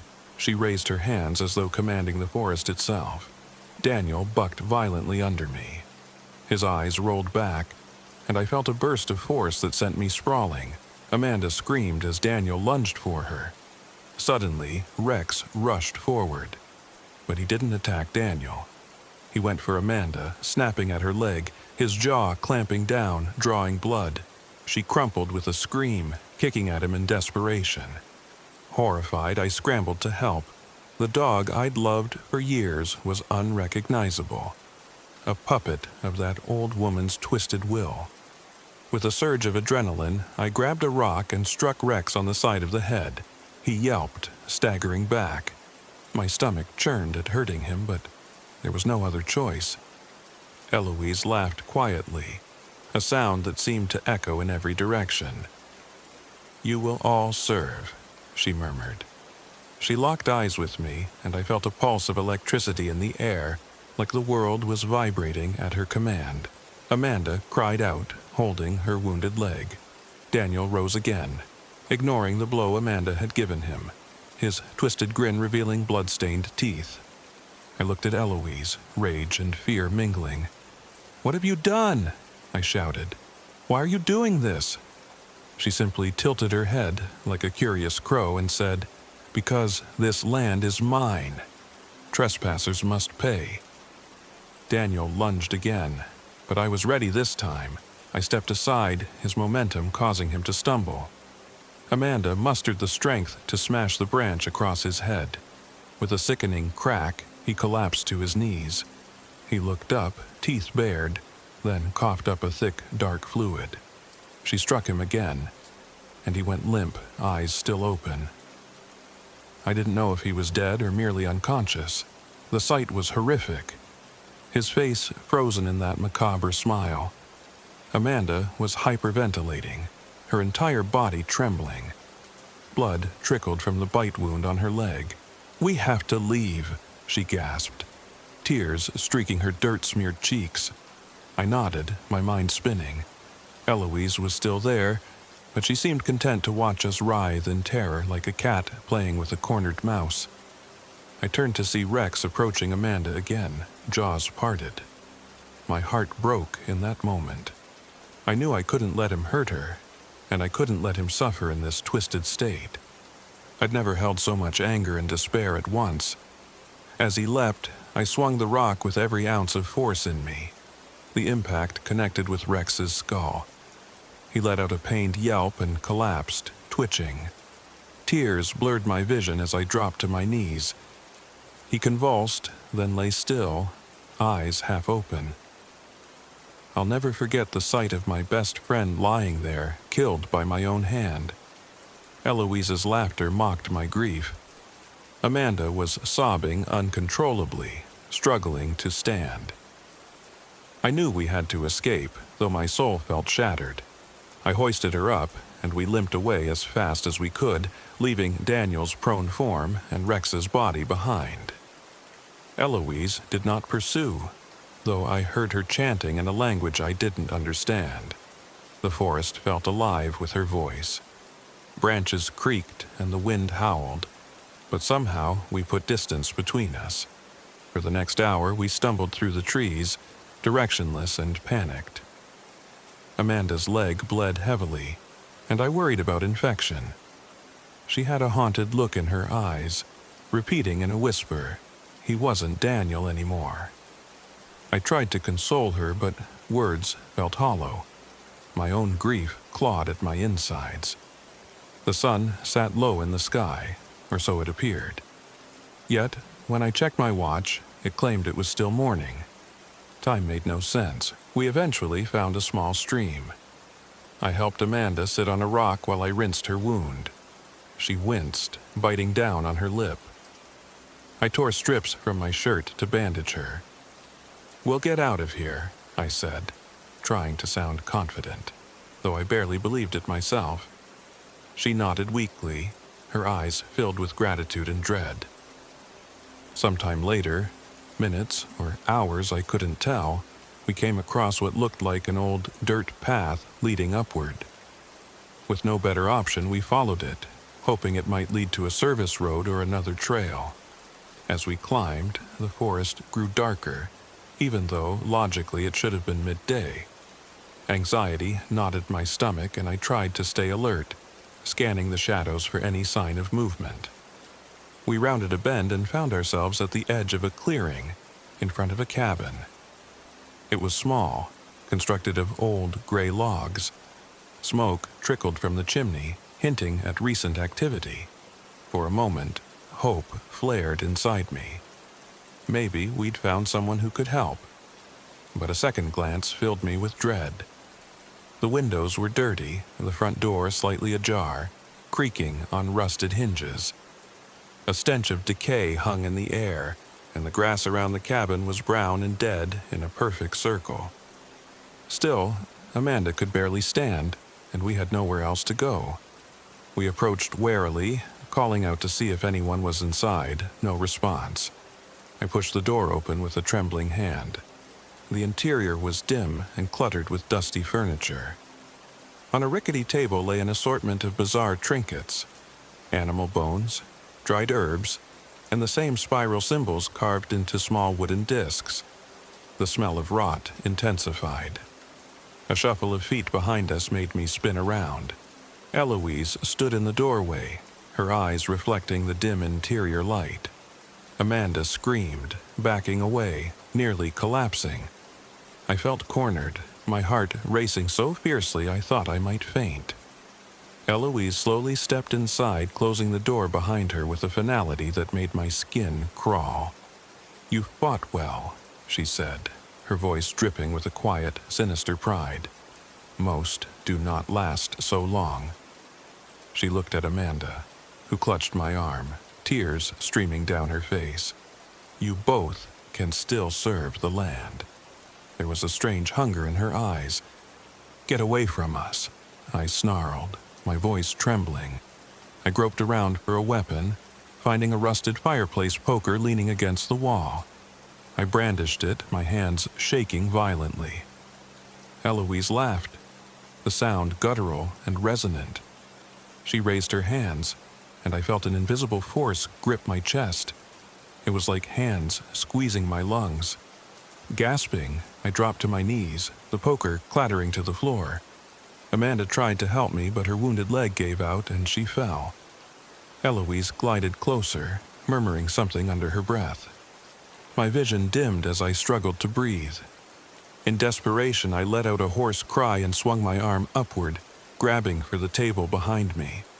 My hand closed around one of the wooden discs carved with a spiral. Without thinking, I thrust it toward Eloise. She recoiled, hissing as if burned. The pressure on my chest eased. Amanda scrambled to the poker, and brandishing it with trembling determination, she drove it straight at Eloise's midsection. The old woman wasn't fast, but she moved with an unnatural fluidity. She twisted aside, but the poker still caught her shoulder. A shriek tore from her lips, shaking the cabin. The walls seemed to groan, as if in sympathy with her pain. Amber light flared around Eloise, flickering like flames. She collapsed against a chair, clutching the wound, black fluid seeping between her fingers. Seizing the opportunity, I staggered to my feet, ignoring the dizziness. I grabbed Amanda, pulling her up. She limped heavily, but adrenaline propelled us. We bolted for the door, yanking it open and plunging outside. The circle of dead grass felt spongy under our feet. The sky overhead roiled with dark clouds, though no rain fell. We ran, ignoring the pain in our bodies, ignoring the tears and snot on our faces. Behind us, I heard Eloise's shriek again, then a thunderous crack. We didn't dare look back. Branches slapped our faces as we tore through the woods. Everything blurred into a chaotic flight for survival. My lungs burned, each step a fresh agony. Amanda whimpered in pain, clinging to me. Then, miraculously, the trees thinned. I saw a patch of gravel, an old forest access road. We stumbled onto it, almost collapsing with relief. The sky's color shifted. A sickly, greenish hue spread across the clouds, though the day should have been bright. We made our way down the road, half expecting the forest to close in around us again. For the first time in what felt like days, though, we heard something human, the distant hum of an engine. Summoning our last reserves of strength, we moved toward the sound until a battered pickup truck came into view, parked by the roadside. A man in a flannel shirt stood by the open hood, cursing quietly as he fiddled with the engine. He jumped when he saw us, two bloodied, wild-eyed strangers. Amanda begged him for help, sobbing.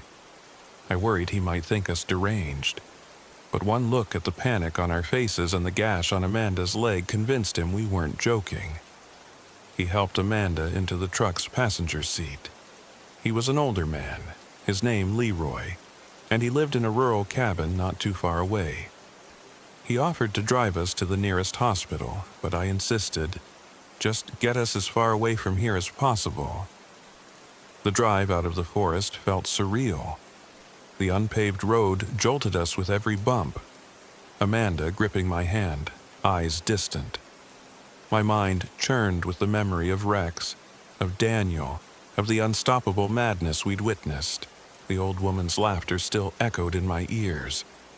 I kept expecting her to appear in the rearview mirror, blood dripping from that wound Amanda inflicted. But she didn't. The forest receded behind us, silent, as if it had never tried to kill us. Leroy, sensing our trauma, mostly kept quiet, though he kept glancing at us with concern. Eventually, we hit a paved road, and civilization began to reassert itself. Scattered houses, then a small gas station. We pulled into the station's parking lot, and Leroy called an ambulance for Amanda. She was pale and shaking, the bite on her leg looking ugly. I stayed with her until the paramedics arrived. She clung to my hand, whispering thank you. I didn't feel like a savior. I felt hollow, haunted by guilt and grief. It was dusk by the time the medics took her away, leaving me on the curb outside the station.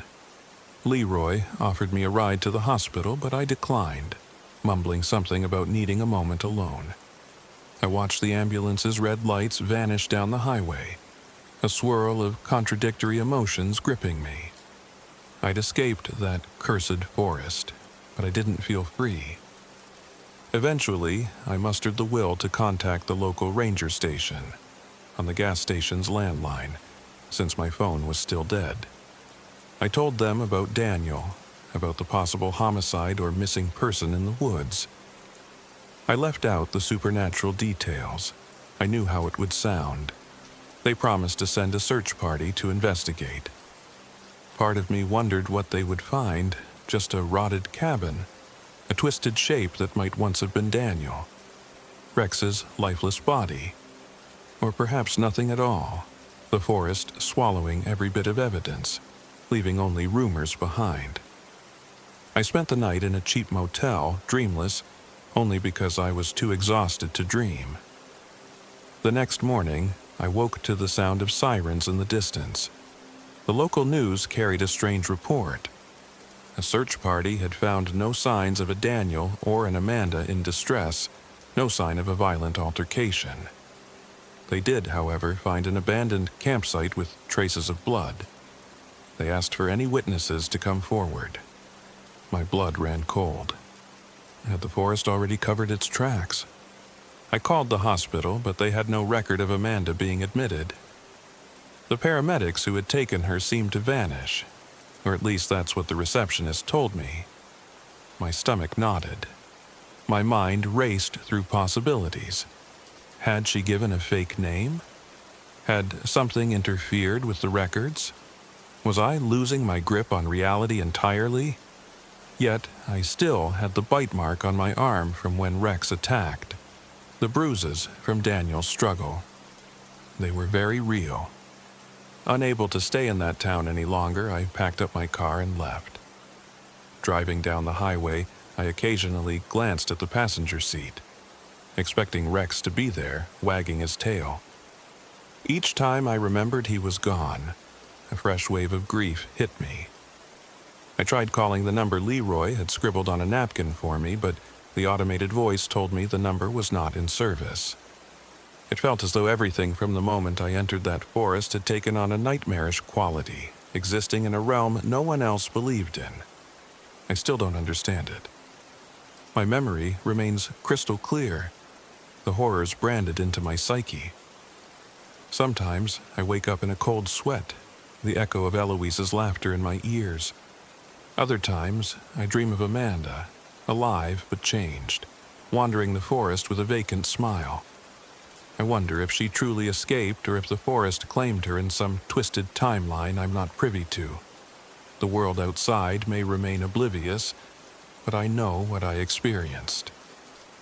I finally returned home, to my cluttered apartment and my silent workspace.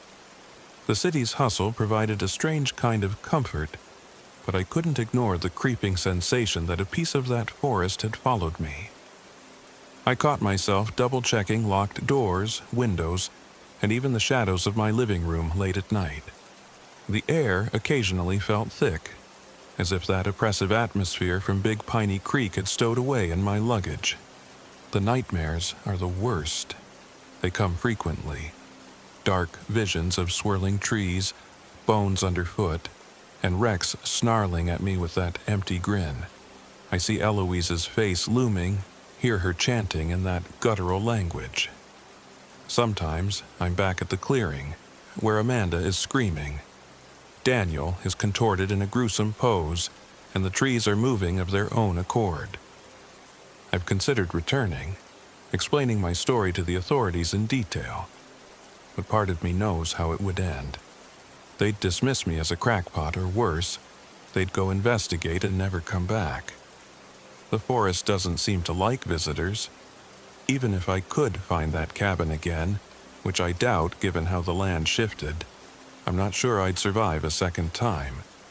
So I live with it, carrying the weight of that terror, that guilt, and those unanswerable questions.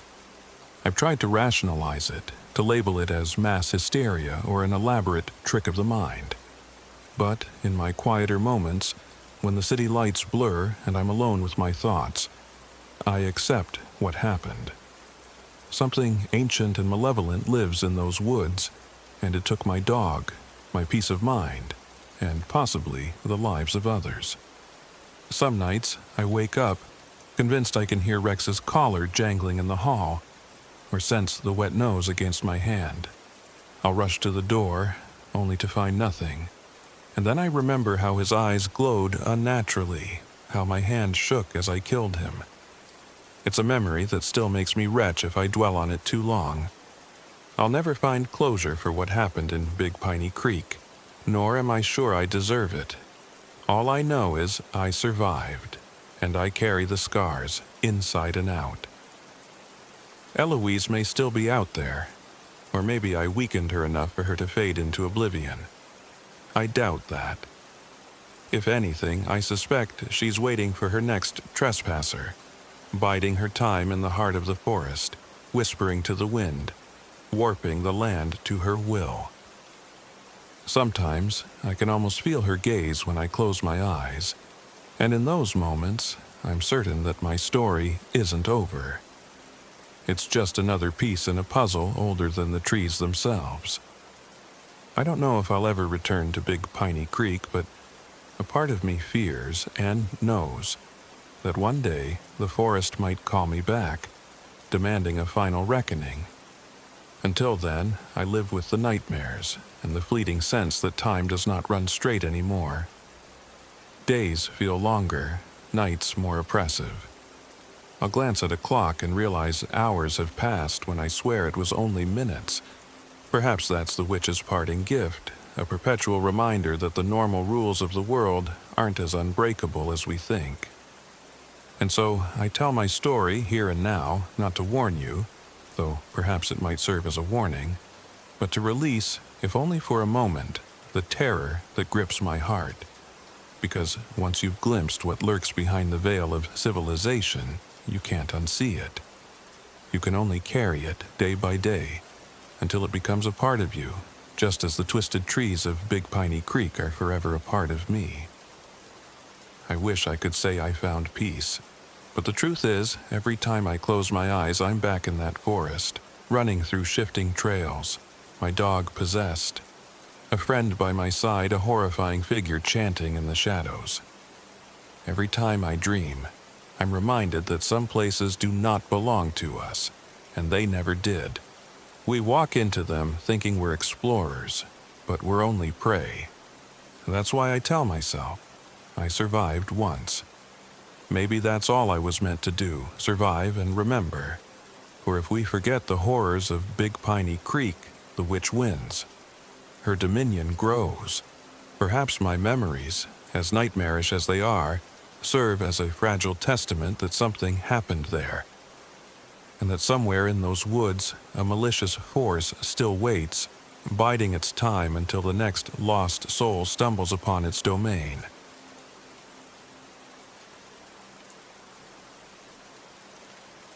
My name is Ethan Parker. I'm 32 years old, and what I'm about to tell you happened in November of 2024. If you're reading this, you might think you know something about fear, about the shadows that stretch across lonely roads or the unexplainable bumps in the night. I thought I did too. Now, I'm not so certain of anything. All I can do is share my story of what occurred on Bell Mountain in the Mark Twain National Forest. It haunts me every time I close my eyes. I decided to go camping at Bell Mountain because I needed to find a place where I could hear myself think. I'd just gone through a tough breakup with a woman I thought I'd marry. We'd been together for 4 years, our lives so entwined that, when it fell apart, I felt like a stranger in my own skin. My job as a freelance graphic designer had slowed down, giving me too many empty hours to brood. I told myself that a solitary hike in the crisp autumn air, far away from the city, would be the perfect remedy. My only companion on this trip was my dog, Bailey. He's a 5-year-old mutt, medium-sized, with light brown fur and a white patch across his chest. If there's one thing I've been able to rely on these past few years, it's Bailey's unwavering loyalty. He's always been alert, well-behaved, and a remarkable judge of character. He's the kind of dog who would rather lie at my feet than wander too far away, the kind who always comes running back after a squirrel chase if I whistle. Little did I know how much I'd come to regret taking him along. Or maybe I'd regret going out there at all. It was late November, and the days were already shorter. The forest smelled of wet leaves, and the air had a biting chill, but it felt alive in a way I found soothing. Bell Mountain is one of the more secluded parts of the Mark Twain National Forest. It's not as large or famous as some other hiking spots, which is exactly why I chose it. The fewer people around, the better, I thought. That first day, I parked my truck at the foot of an old trail that had probably seen better days. Signage was scarce, but I had a paper map, a rechargeable GPS device, and my phone.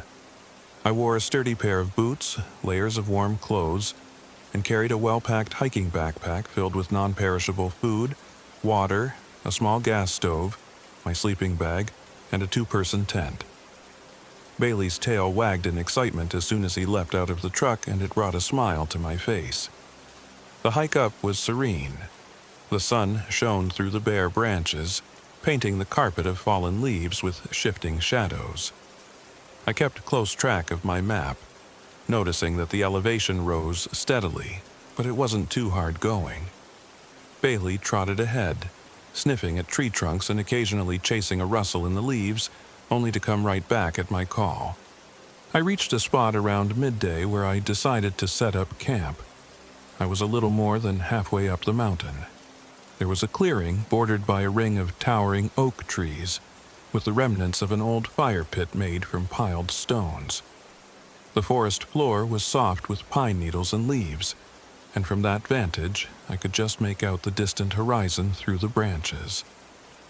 It felt isolated, perfect for my needs.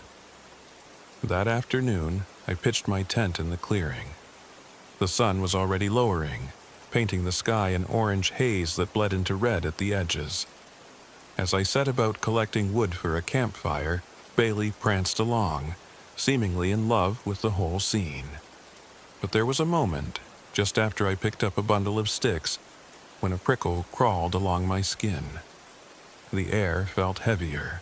The vibrant colors of sunset suddenly seemed muted, grayed out. I glanced around. Nothing. No one. Just the forest. Yet, I couldn't shake the impression that I was being watched. I told myself it was just my nerves. Maybe stress from the breakup, or simply the disorientation of being alone in a large wilderness for the first time in ages.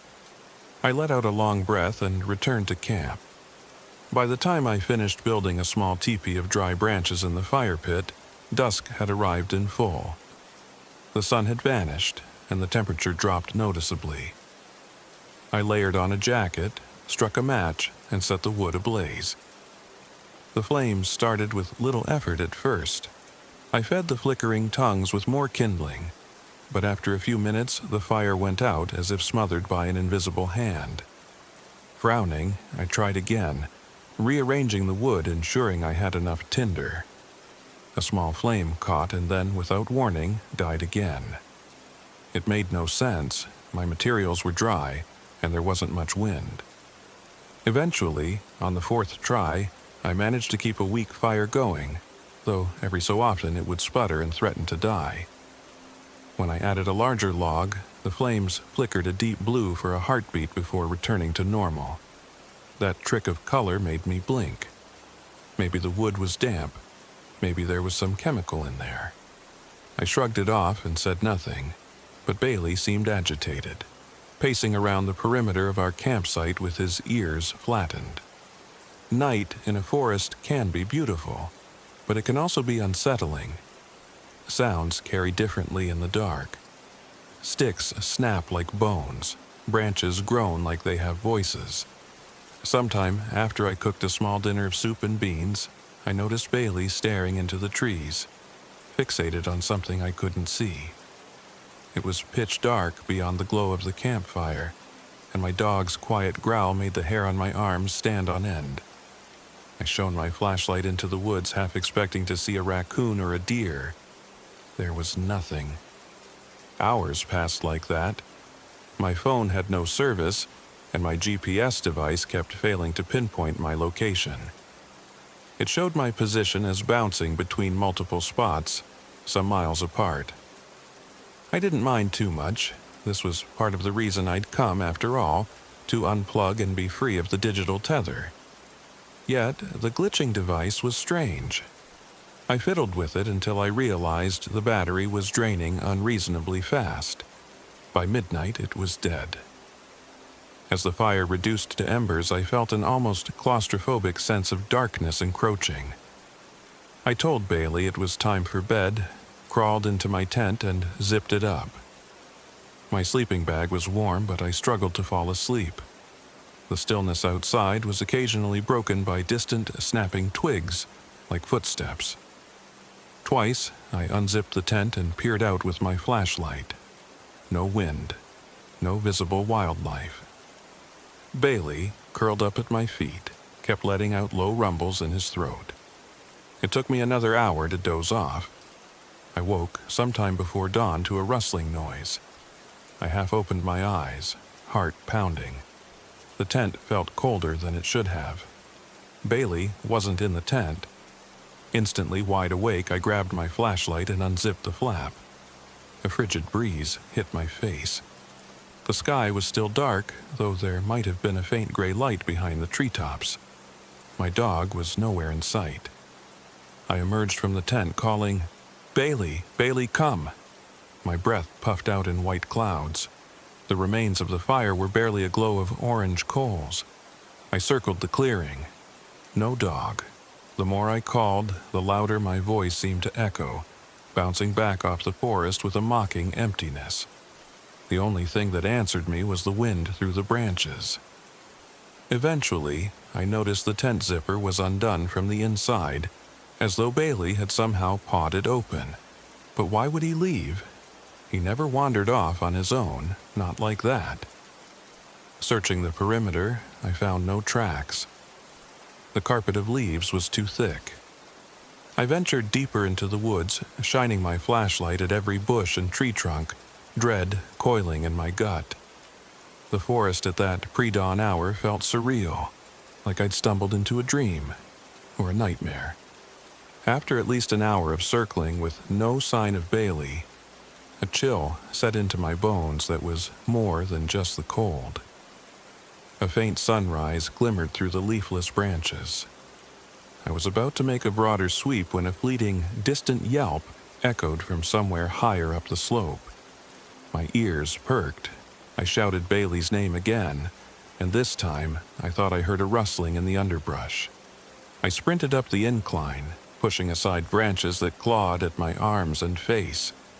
My foot got caught on a root, and I almost went down, but I caught myself and kept going. When I finally saw him, my heart leapt in relief. Bailey stood on a rocky outcrop, outlined by the pale light of dawn, but he looked so still, statue-like. I called to him, but he didn't move. As I approached, I noticed mud caked across his side, and his fur looked matted with dried leaves. When I reached him, he turned his head slowly, almost mechanically. That wasn't normal. Usually he'd come bounding up, tail wagging. This time he just stared. I swear his eyes looked different. They had a dull sheen, like he wasn't entirely seeing me, or like he was seeing me but didn't recognize me. "Bailey?"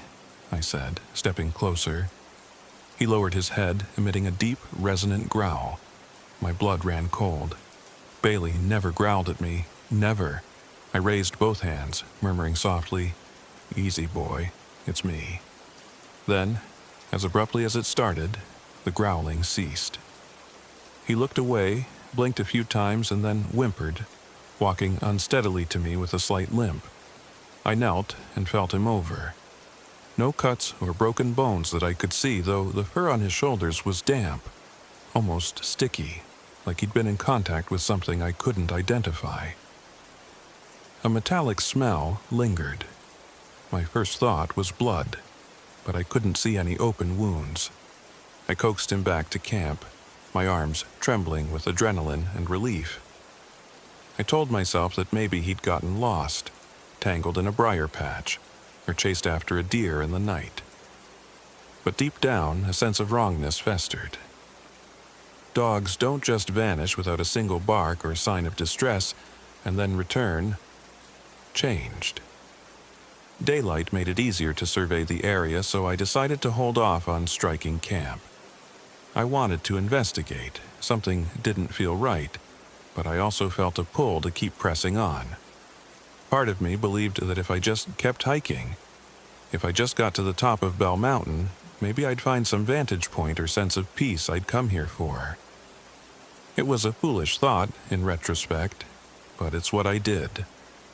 Before leaving, I rechecked my supplies.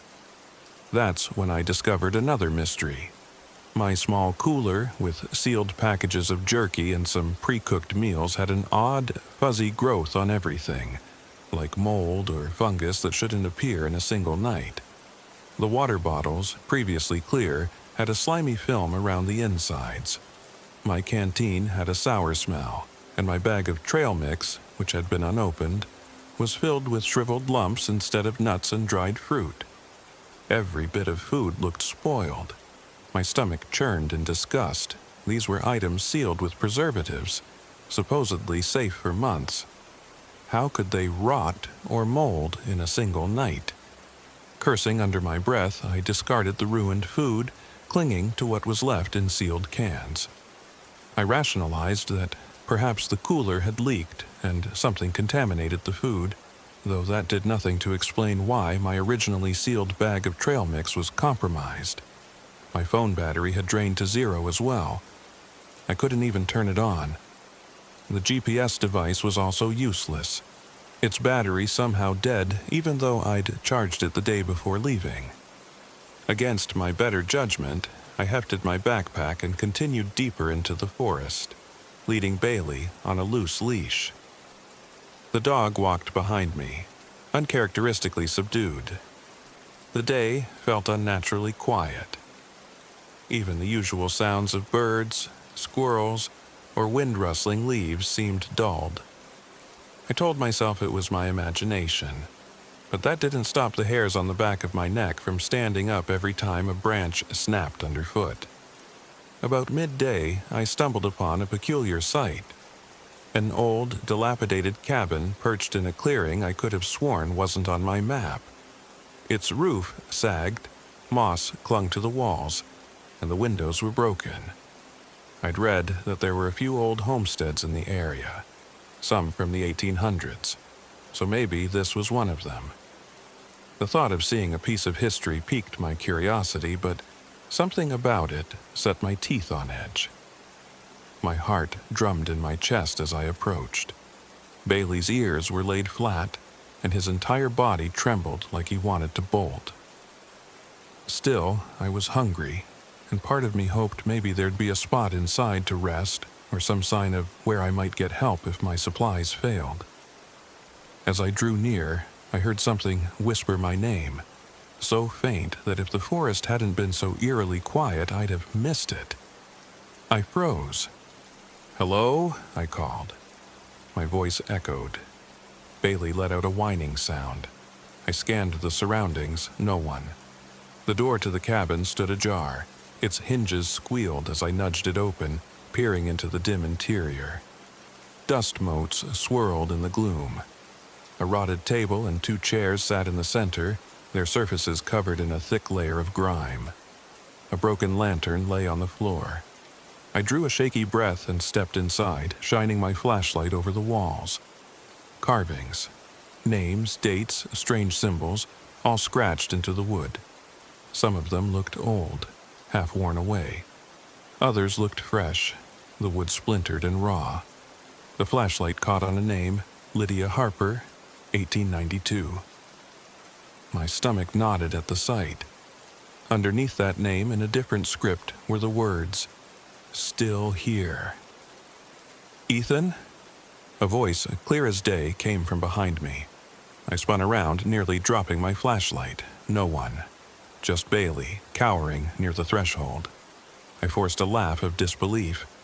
"I must be losing it," I murmured. Maybe the stress, the lack of food, the bizarre, rotting supplies. Maybe it was all messing with my mind.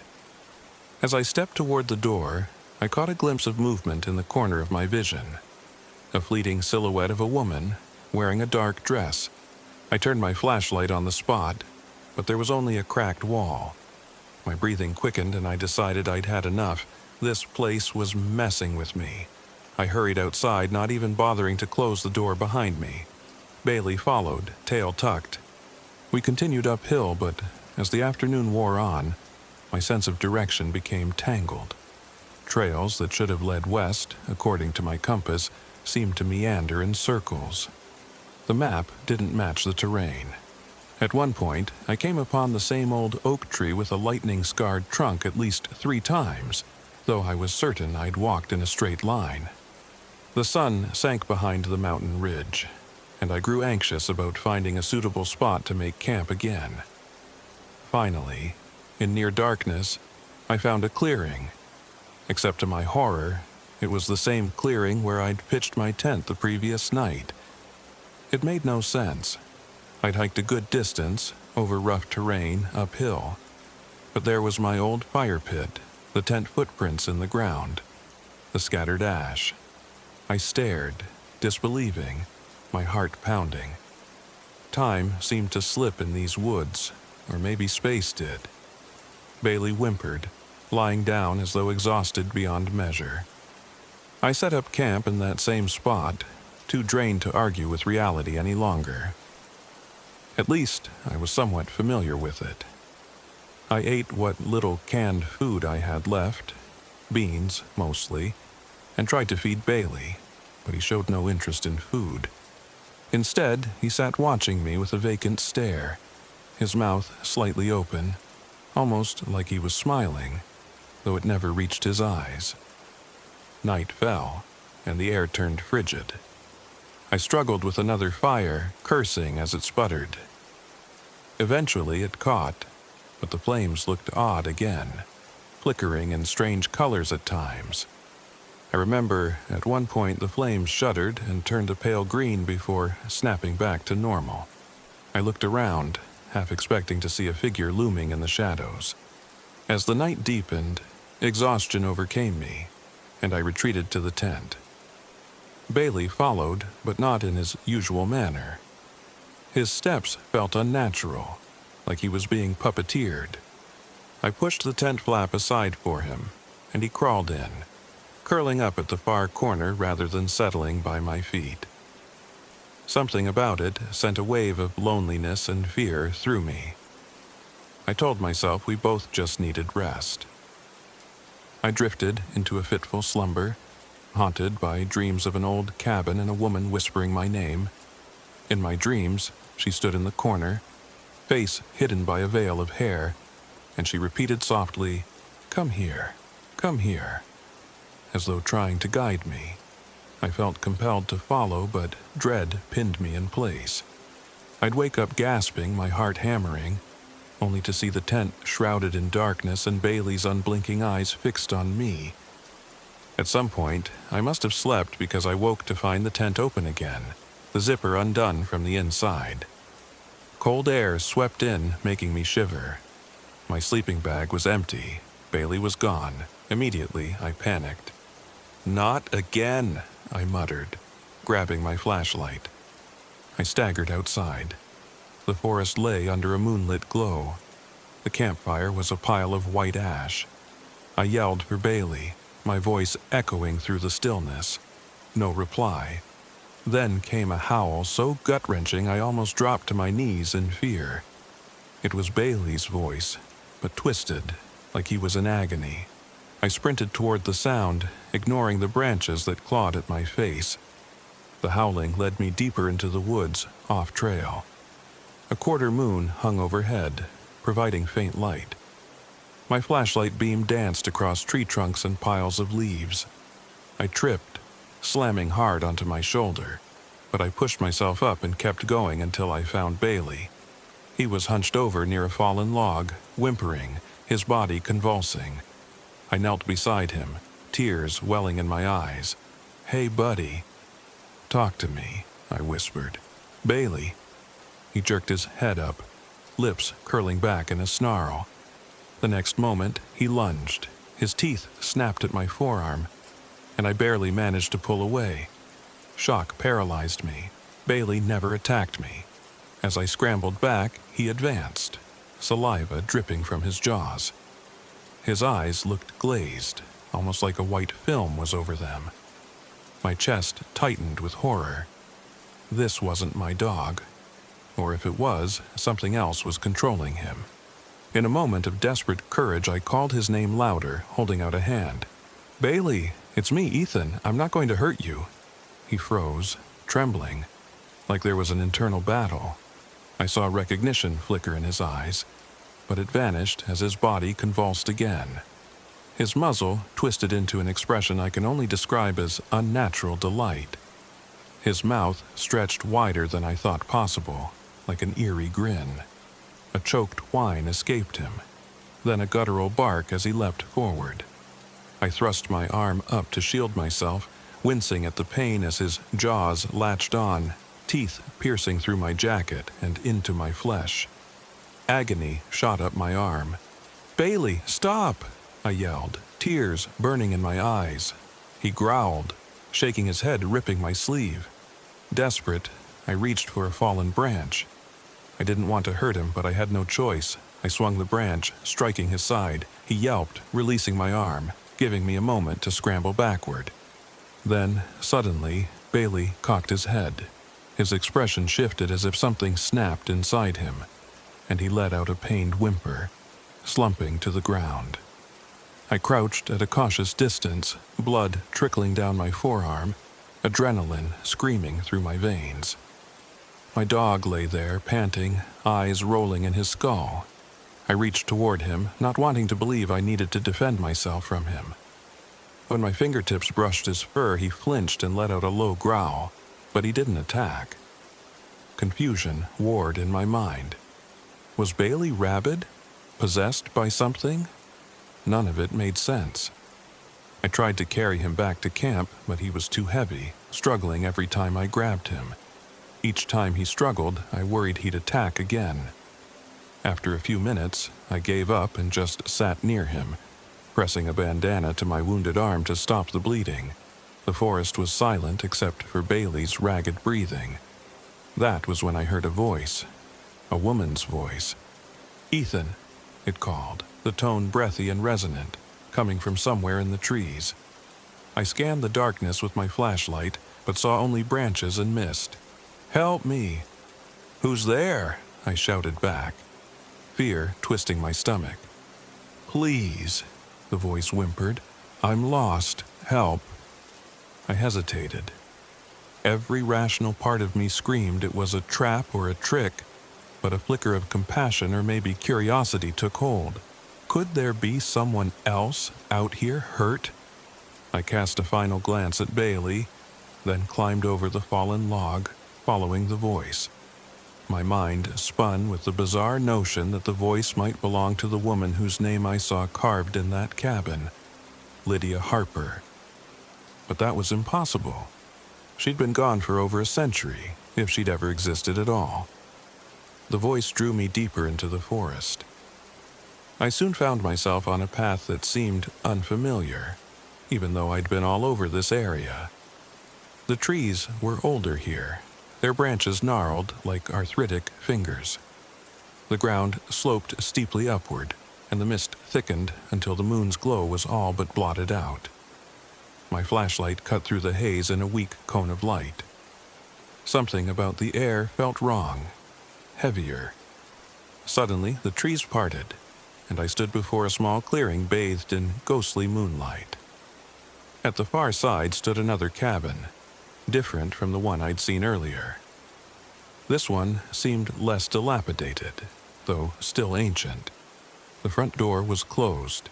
I heard the woman's voice again, closer now, beckoning me inside. I stepped forward cautiously, each heartbeat a thunderclap in my ears. The windows were dusty, giving me no clear view of the interior. My thoughts were a jumble of fear, confusion, and that faint glimmer of hope that maybe I'd find help or at least an answer. I pressed a hand to the door, and it creaked open. Inside was a single room with a fireplace, a small table, and a battered bed in the corner. And there she was. Or rather, there it was. A woman stood by the bed, her back turned to me, wearing a threadbare dress.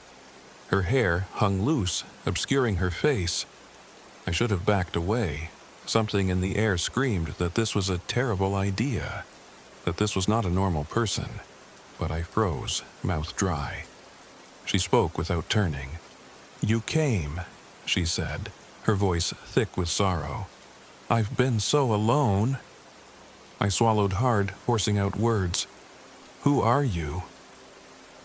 Slowly, she turned her head, just enough that I could see the edge of her cheek and a single eye. "Lydia?" she whispered, then let out a mournful sigh as though the name itself was a burden. "I've been here for so long." My heart pounded as I realized this must be Lydia Harper, the name from the cabin walls, from the tales that swirl around these woods. Logic fought with the supernatural dread rising inside me. She shouldn't be here. She should be long dead. Maybe I was hallucinating from shock or blood loss. "What do you want?" I managed. She turned fully, and I nearly dropped the flashlight. Her eyes glowed faintly like trapped embers. Her face was pale, gaunt, with a haunting beauty twisted by an otherworldly aura. She raised a trembling hand, her voice trembling with despair. "I was betrayed," she said, stepping closer. "Murdered. Left out here to die. Please, help me find peace." There were tears in her eyes, or perhaps just the glint of moonlight. "Stay with me. Don't leave me alone again." Even in my terror, pity stirred. She seemed so anguished. I'm sorry," I stammered, taking a step back. "I don't know how to help you."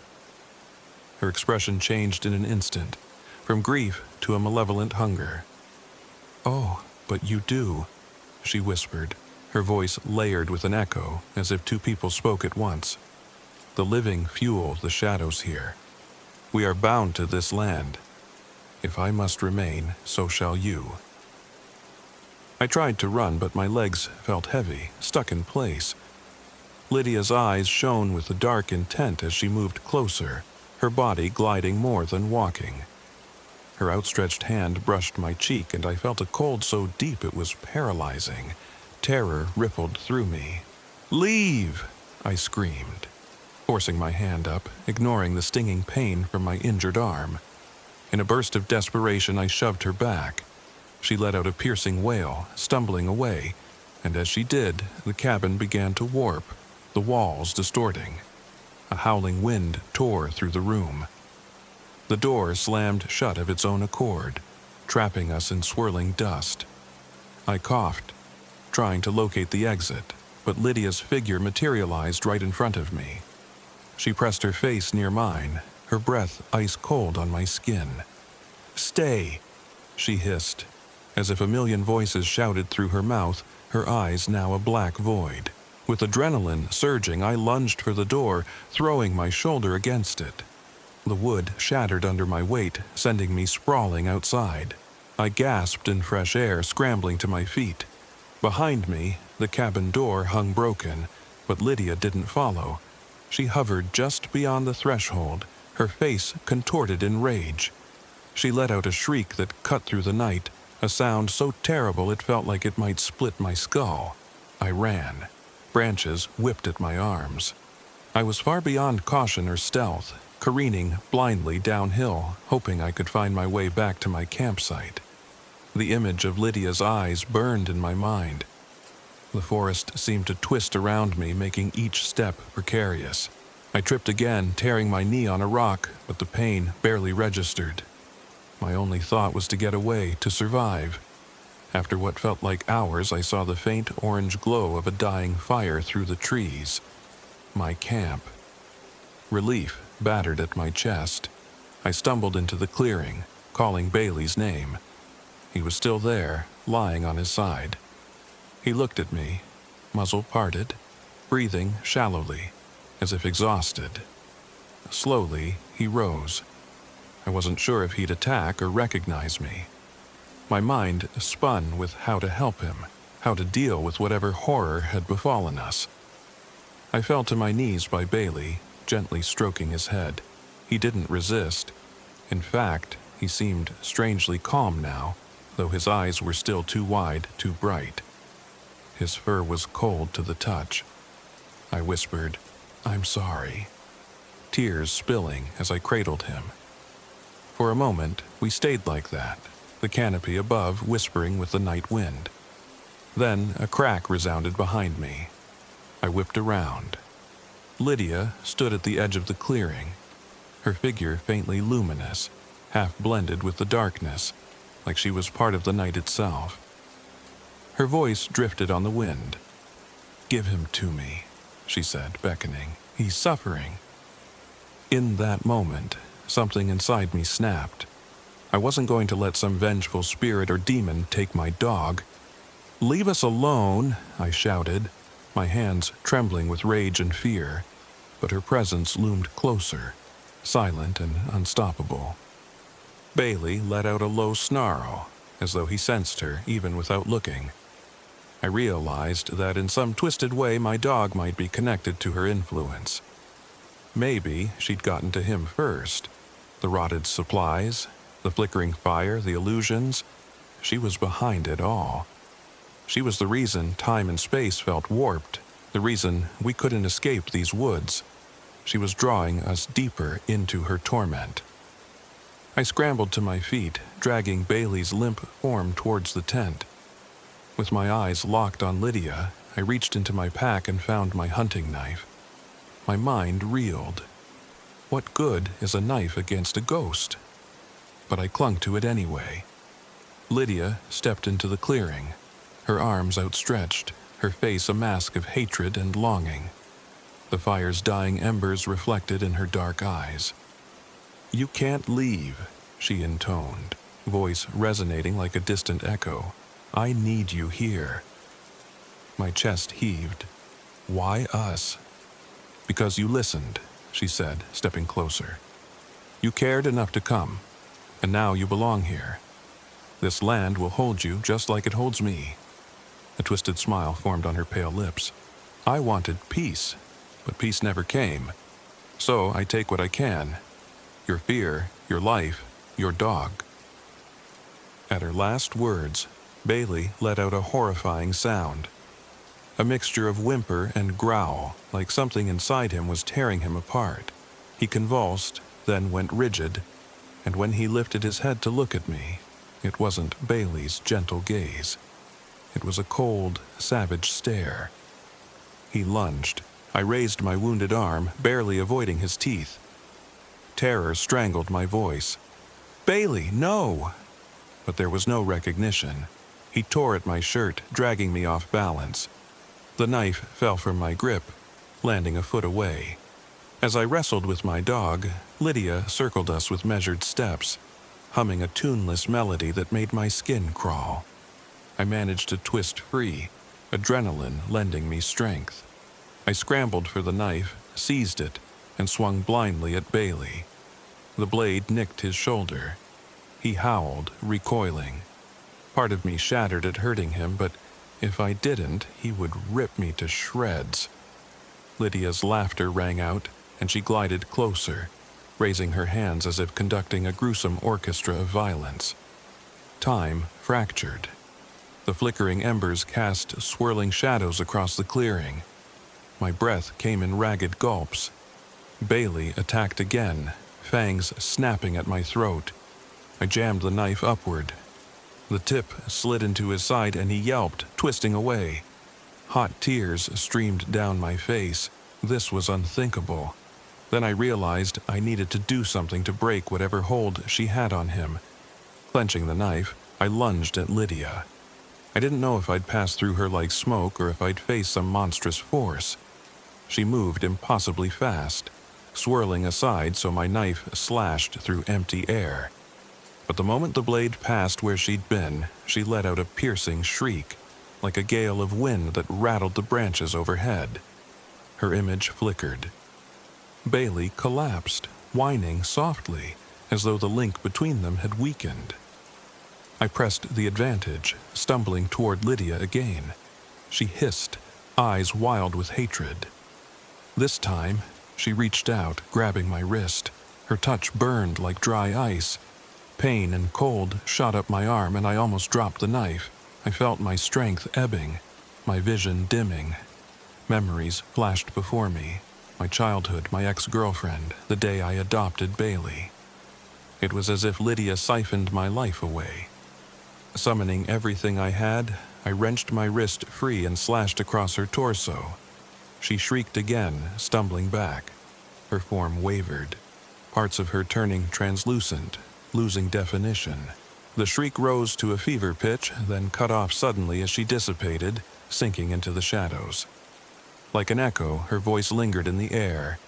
"You can't break the curse. You are mine. Mine." And then silence. I stood there, sweat dripping from my brow, shivering despite the heat coursing through my veins. Bailey lay nearby, whimpering. I knelt at his side, ignoring the stabbing pain in my arm. My dog's body was cold, but his breathing was steady, if shallow. Tears blurred my vision as I stroked his fur. "It's okay," I whispered, though I had no idea if it was true. My watch read past midnight, but I couldn't be sure if it was accurate. Time felt meaningless in that place. I considered building another fire, but there was no time, and I doubted it would last. Lydia might reappear, and there was no guarantee I'd fend her off again. We had to leave. Even if I had no clue which direction led out, I had to try. I quickly gathered what wasn't ruined from my supplies, mostly just a few cans, my first aid kit, and the flashlight. Then I helped Bailey stand, supporting his weight. He limped painfully, but he wasn't attacking. We set off downhill, or what I hoped was downhill. I used the moon and the slope to orient myself. Every step felt like I was swimming against a current of dread. Time lost all meaning. We walked for what seemed like hours, picking our way through tangled undergrowth. Occasionally, I'd hear Lydia's voice drifting through the trees, but I refused to stop, refusing to give in to that fearful paralysis. If the forest path looped us back to the same clearing again, I didn't know what I'd do. Desperation was my only fuel, overshadowing hunger and fatigue. Somewhere in the night, Bailey collapsed. He wouldn't move, whimpering in pain. My heart sank. I couldn't carry him far. He was too heavy and I was too weak. I cradled his head in my lap. My arm was throbbing where he'd bitten me. Blood dried onto my torn sleeve. I tried cleaning it with some water and bandaging it. The pain kept me conscious, a burning anchor in my flesh. Then, in the dim glow of the moon, I saw a path, a real path, one with footprints in the mud. Human footprints. I wasn't sure if it was a hiking trail or a deer track, but it was something. Renewed hope surged in me. I coaxed Bailey to stand, half dragging him as we followed the trail. Dawn broke slowly, the sky growing lighter in increments so subtle I barely noticed until I realized I could see the forest without the flashlight. The path led us to a rocky slope, and through the thinning trees, I glimpsed the outline of a road far below. A road. Civilization. I almost cried with joy. We pressed on, stumbling and sliding down loose gravel, until finally we reached an old two-lane highway. The asphalt was cracked, but it was the most beautiful sight I'd ever seen.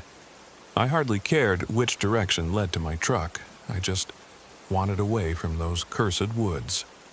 Not far along the roadside, I heard the rumble of an engine. An old green pickup truck appeared around a bend. I flagged it down, heart pounding in relief. The driver was an older man, maybe in his late 50s, with weathered skin and kind eyes. "Holy hell," he muttered, seeing our condition. "You both look like you've been through it." I didn't even try to explain. I just mumbled something about a camping accident, needing to get to a phone. He helped us into the bed of the truck. Bailey collapsed onto the metal floor, and I stroked his fur, whispering that it was over. We were safe. But my mind churned. Would we really be safe? Lydia's final words echoed in my ears. "You can't break the curse. You are mine." I ended up in a small emergency clinic in a nearby town. They patched up my arm, gave Bailey a cursory examination, though they couldn't quite figure out his condition. He started to recover physically after a few days, though it was slow going. Meanwhile, I answered questions from local rangers about what had happened. I gave them a vague story of getting lost, suffering animal bites. I'm certain they suspected I wasn't telling them everything. I didn't care, I just wanted to never set foot in those woods again. Weeks passed. I tried to move on, but every so often, I'd wake up in a cold sweat, sure I heard Lydia's voice outside my window. Bailey, while better, would sometimes stare at a corner of my living room, his hackles raised, growling at something I couldn't see. The nightmares persisted, always featuring that old cabin or Lydia's contorted face, urging me to return. Sometimes I wonder if I truly escaped, or if her spirit merely let me walk away, knowing she has a claim on my soul. The forest remains in my nightmares, a labyrinth of shifting trees and rotted paths. I still see that flicker of unnatural light in the corner of my vision, that glimmer of a woman in a tattered dress. I've told only one other person this full story, and they looked at me with pity and disbelief. But I know what happened. I bear the scars on my arm, and Bailey, though physically healed, isn't the same. Sometimes, when he sleeps, he whimpers in a voice far too human. Other nights he'll stare at the moon for hours, silent and stiff. I wake up in terror, remembering him lunging at me, teeth snapping, eyes clouded with something that wasn't him. When I close my eyes, I can still feel the weight of that forest pressing down on my chest. I remember the rotted supplies, the flickering fire, my compass spinning aimlessly, the intangible sense that time itself was being pulled apart. I remember the heartbreak of raising my weapon against my best friend. I remember Lydia's eyes, filled with that ancient darkness. They say Mark Twain National Forest is a beautiful place, that Bell Mountain is a quiet sanctuary for those who love solitude. But I know better. For me, it's a place of nightmares, a prison for lost souls. When the wind rustles the trees at night, I swear I can still hear her voice calling my name, reminding me that some curses don't fade. They linger, patient and insidious, waiting for you to let your guard down. I try to live my life now with the lights on. If I do camp, it's in a crowded campground, never alone. I keep Bailey close, though I sometimes sense a gulf between us, an unseen gulf forged by that horrible night. I wonder if he remembers the feeling of that thing inside him, if he knows I had to fight him, if he blames me for the wounds he carries in his body and spirit. In the end, I survived. I guess you could call that closure, but every time I stare into the mirror or watch Bailey tilt his head at an empty corner of the room, I see nothing but dread. I see the memory of that forest, and I hear the echo of Lydia's final wail. Survival isn't always salvation. Sometimes it's just another way of being haunted. So, that's my story. That's what happened in November of 2024 when I, Ethan Parker, age 32, went camping on Bell Mountain in the Mark Twain National Forest. I'm telling you this in the faint hope that if you ever find yourself alone, out there where the trees grow thick and the paths twist in impossible ways, you'll think twice before you ignore the uneasy feeling in your gut. You'll remember how illusions can masquerade as lost souls, how fear can turn your own best friend against you, and how the boundaries of time and space might fray when faced with an ancient malevolence clinging to the land. If you do go, and I pray you don't, keep moving, keep your loved ones close, and never look a lonely spirit in the eye. Some doors, once opened, can never truly be shut.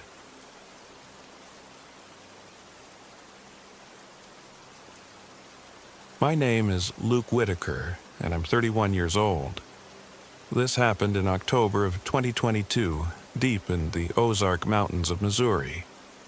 I've spent the better part of my adult life searching for solitude in wild places, but I never served in the military or anything like that. I was just a restless guy, someone who grew tired of the city noise and the humdrum routine. I thought I'd seen enough of the world to handle myself in rough situations. As it turned out, I was wrong. I drove into the Ozarks in a battered old SUV, rattling along rutted roads and passing ghostly stands of pine. My only companion was my dog, a mixed breed named Scout. She'd been my faithful sidekick for 2 years, always eager for the next adventure. I had lofty plans: to hike some of the lesser-known trails, photograph hidden water sources, maybe camp near an old creek bed for a few days while I worked on a freelance article about the secluded wonders of Missouri. The first few days were blissful, even if the weather was less than perfect.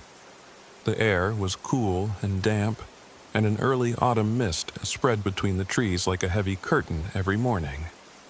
I found a place far from any main road, so remote that my cell phone registered only a single bar of coverage, and sometimes not even that. The forest floor was all pine needles and decaying leaves.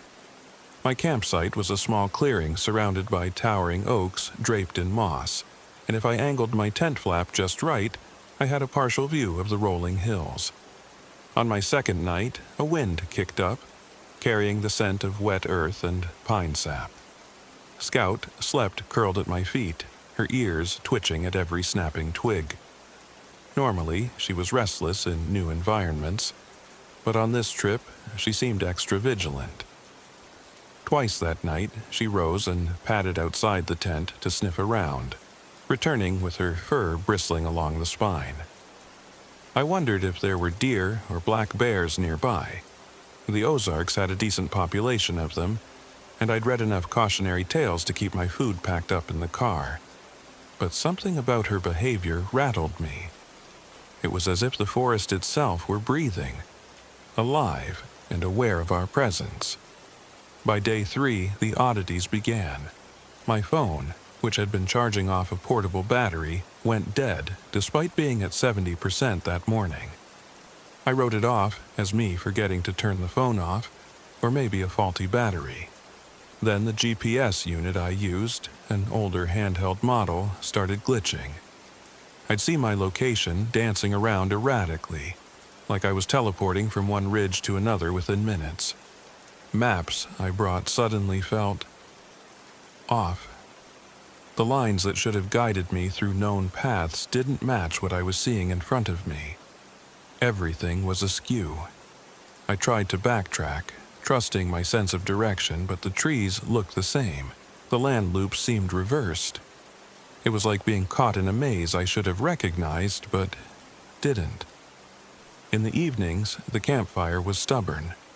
I'd used good tinder, dry pine needles and kindling, but the flames insisted on burning low, never fully catching.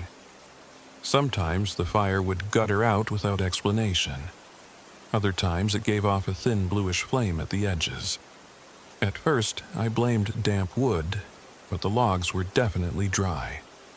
Scout watched me with anxious eyes, shifting her weight from one side to the other, like she knew something I didn't. Then, on the 4th night, everything changed. I was hunched over, coaxing the fire to life, when I heard a branch crack just beyond the tree line. Startled, I looked up. Scout's ears perked. She gave a small, uncertain whine. The snapping of twigs got louder, closer. My heart hammered. I stood, searching the dark. A man stepped into the clearing, lantern in hand. He looked to be in his early 40s, tall, lean, and water dripping from a hooded jacket. When I finally saw his face in the flickering light, he had a disarming smile beneath dark, neatly trimmed facial hair. "Sorry to bother you," he said. "I'm lost. Got turned around when the sun went down." He introduced himself as Damien Darnell. Right away, there was something about him that made me uneasy, but I suppressed my discomfort. In the wilderness, refusing a fellow traveler is a good way to create enemies. I offered him a seat by the fire, which was stubbornly flickering but provided at least some warmth. He nodded his thanks. Up close, I noticed how sharp his features were. like the planes of his face were cut from stone. His voice had a quiet, mesmerizing quality. He said he'd been hiking in the area, but a sudden storm caused him to lose his trail markers. We talked for a while, and though my nerves were on edge, I tried to be courteous. Damien mentioned that he knew of a small hunting cabin some miles away, an uncharted, out-of-the-way place. He offered to guide me there if I was looking for a more comfortable spot to camp. I politely declined. Something about the way he spoke made the hair on the back of my neck stand up, and Scout seemed to share my concern, never leaving my side. That night, after Damien retired to a spot beneath a tree, I tried to get some sleep. My mind, however, buzzed like a hornet's nest. The shape of Damien's silhouette against the dying fire felt too perfect, like he was a painting placed in my field of vision. I must have dozed off at some point, because I jolted awake to find him standing right outside my tent, looking in with an unreadable expression on his face. "Everything all right?" I mumbled, half asleep but afraid. Damien offered a serene smile. "Couldn't sleep. Thought I heard something. An animal, maybe." Scout bristled, and I pulled the zipper up to block him out. He lingered there, just breathing, before I heard his footsteps finally recede. Morning brought no relief. The sunrise was an angry red behind the mountains, and it seemed too early or too late. I couldn't tell. My watch, which I'd always been able to trust, claimed it was 10 a.m., but the sky looked like dawn. Even the shadows under the trees felt stretched, elongated in ways that defied normal geometry. Scout was acting jumpy. She'd bark at random intervals, hackles raised, as if something unseen crept between the oaks. Damien asked if I'd reconsider heading to the cabin. He insisted it would provide a stable roof in case of more rain. I refused, stating my plan was to remain in the clearing a bit longer, maybe do some photography. He shrugged, that same placid smile never leaving his face. Without a word, he walked off into the woods.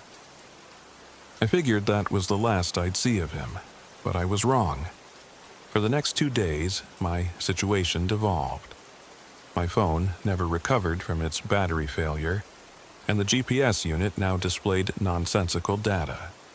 I'd attempt day hikes, only to find myself circling back to the same gnarled oak, time after time, like the forest was shifting around me.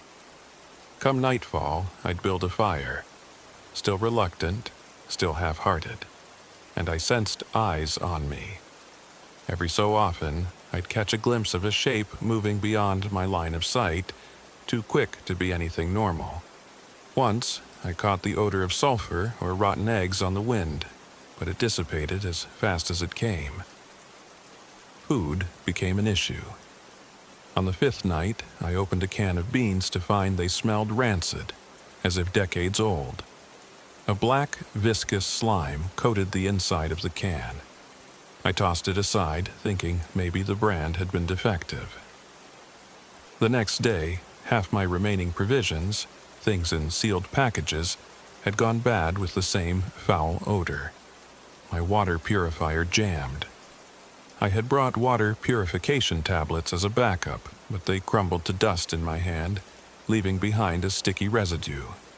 The forest itself seemed to laugh at my misfortune.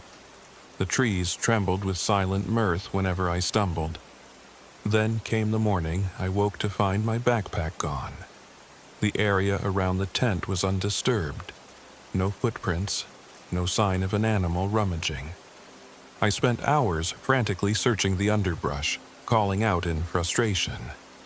I found it eventually, half submerged in a shallow stream about a mile away. All the contents, my flashlight, matches, extra batteries, ruined by water. The oddest part was that the backpack was intact, not torn, as if whoever, or whatever, took it, wanted to preserve it while destroying what was inside. That evening, I sat by the pathetic fire, haunted by the sense that something or someone was playing with me. Maybe I should have left that first moment my instincts screamed, but by now I was disoriented. My compass spun. My maps made less sense each time I looked at them. It was as though time had warped, leaving me stuck in an endless dusk.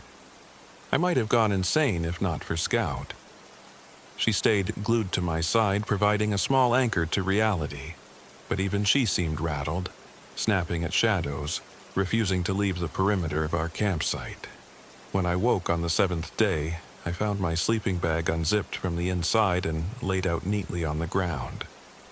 I had no recollection of doing that, and yet there it was, as if someone wanted me to see how vulnerable I was during the night.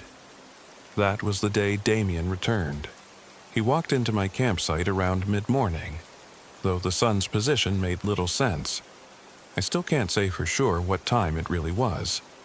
He wore the same jacket, the same calm expression. He looked at me with a pitying smile. "You're stubborn," he said. "This spot isn't safe. Everything is turning against you. I've been watching." My blood ran cold at those words. "You've been watching me?" "You needed to see how dangerous this place can be," he answered. "Now you know." I wanted to scream at him, demand answers, but my tongue felt thick, useless. Damien stepped forward, patted a tree trunk. "Time is fickle here," he murmured, as if speaking to the forest itself. "That watch you're wearing, worthless. Each day bleeds into the next. You're starting to lose your sense of self, Luke Whitaker." I hadn't told him my last name. I never told him anything about me, other than that I was a traveler. So how did he know? Alarm bells went off in my head, but I swallowed them, pressing for information. "Who are you?" "Someone who can make this right," he said, that sweet veneer never faltering. "If you let me." I couldn't respond. Damien smiled at me, a kind of indulgent grin as if I were a child refusing an offered hand. Then he turned and faded back into the trees. I tried to follow, but the underbrush tangled around me, branches catching my sleeves. After no more than 20 steps, I tripped over a fallen log, and by the time I got up, Damien was gone. That night, the nightmares intensified. I saw images of a blazing fire that never went out, pictures of people I'd never met. They were screaming, their hands clawing at the dark. I bolted awake in a cold sweat to find Scout's space in the tent empty. My heart dropped. She was always right beside me. I raced outside, shining my backup flashlight. Thankfully, I still had that, though the batteries were nearly drained. The forest beyond the clearing seemed to breathe, the wind moaning as it passed through. I called Scout's name. Nothing. The hours trickled by as I searched, my voice echoing back to me in a hollow mockery. Near dawn, I spotted a tuft of Scout's fur on a low branch. It was thick, with a dark, tar-like residue. Terrified something had taken her, I frantically traced what looked like faint paw prints deeper into the woods, eventually coming upon a clearing I hadn't seen before. In the center was Scout's collar, splayed out on a flat rock. No sign of a struggle, no blood, just her collar, abandoned as if placed there on display. My voice trembled as I called out again, but only silence answered. I barely slept. My body ached, my mind reeled. The next day felt like wading through a nightmare. The sun, or whatever pale orb served as the sun, barely lit the sky. Every time I tried to get my bearings, something jostled me. A strange noise, a weird flicker in the brush. By evening, I stumbled back to camp in defeat, dogless and delirious with worry. It was close to midnight when I heard a whimper. I shot upright. Scout? She had a distinct bark and an even more distinct whine when she was hurt or scared. I scrambled out of my tent, adrenaline surging. The whimper came again, from the northern edge of the clearing. I ran. My flashlight flickered, but I followed the sound until I was well away from the faint glow of the campfire. The forest was a labyrinth of black shapes. But then I heard a bark, faint but definitely Scout's. I found her at the base of a large oak. She stood absolutely still, facing away from me, her tail limp. "Scout!" I breathed, relief and fear colliding in my chest. I approached, shining my light on her. Her ears perked, but she didn't move. Her eyes were glassy, pupils wide and vacant. She stared straight ahead, ignoring me. "Scout," my voice quivered as I reached out. My fingertips grazed her fur. It felt cold, colder than it should. She gave a single low growl, so unlike her. Slowly, she turned her head. I got a glimpse of her eyes reflecting the flashlight beam. And there was something else there, something unnatural. She opened her mouth as if trying to bark, but only a wet gargle came out. Then she collapsed. Her body hit the ground with a thud. I dropped to my knees, shouting her name, shaking her gently. Her breathing was erratic, eyes rolling back. I couldn't do anything but hold her, begging whatever was tormenting us to stop. Suddenly, the undergrowth rustled behind me. Damien stepped from the darkness, watching with a detached curiosity. "You see," he said, "this place doesn't want you here." I let out a snarl, the kind of raw anger and anguish I'd never known before. "You did this!" I screamed, tears burning my eyes. Damien tilted his head, and for the briefest moment his eyes glowed a deep, smoldering crimson. "I offered you a way out," he said calmly. "You refused me time and again. The forest answers in kind." I didn't know whether to throw myself at him or beg for mercy, but a flicker of movement on the ground tore my attention back to Scout. Her chest rose once, twice, then stilled. Her body went limp in my arms. She was gone. My best friend, my anchor, had been taken from me. I stared in numb horror, tears rolling down my cheeks. Damien observed me for a moment, like a scientist watching a lab rat in its final moments. Then he slowly stepped away, disappearing into the gloom. I was left alone with Scout's lifeless body. For what felt like hours, I just kneeled there, cradling her and muttering apologies I was sure she couldn't hear. Eventually, I carried her back to my campsite and buried her as best I could in the stony ground. My mind was in shambles, but a spark of rage began smoldering in my gut. This wasn't a game. It wasn't a series of unfortunate accidents. Someone, was orchestrating this torment, and now I'd lost the one companion who'd stuck with me through everything. I wanted revenge. The next day I made a decision. I'd find Damien's cabin or campsite or wherever he was staying. I'd get answers. If this truly was the devil, as my mind was starting to believe, I'd force him to reveal how to break this nightmare.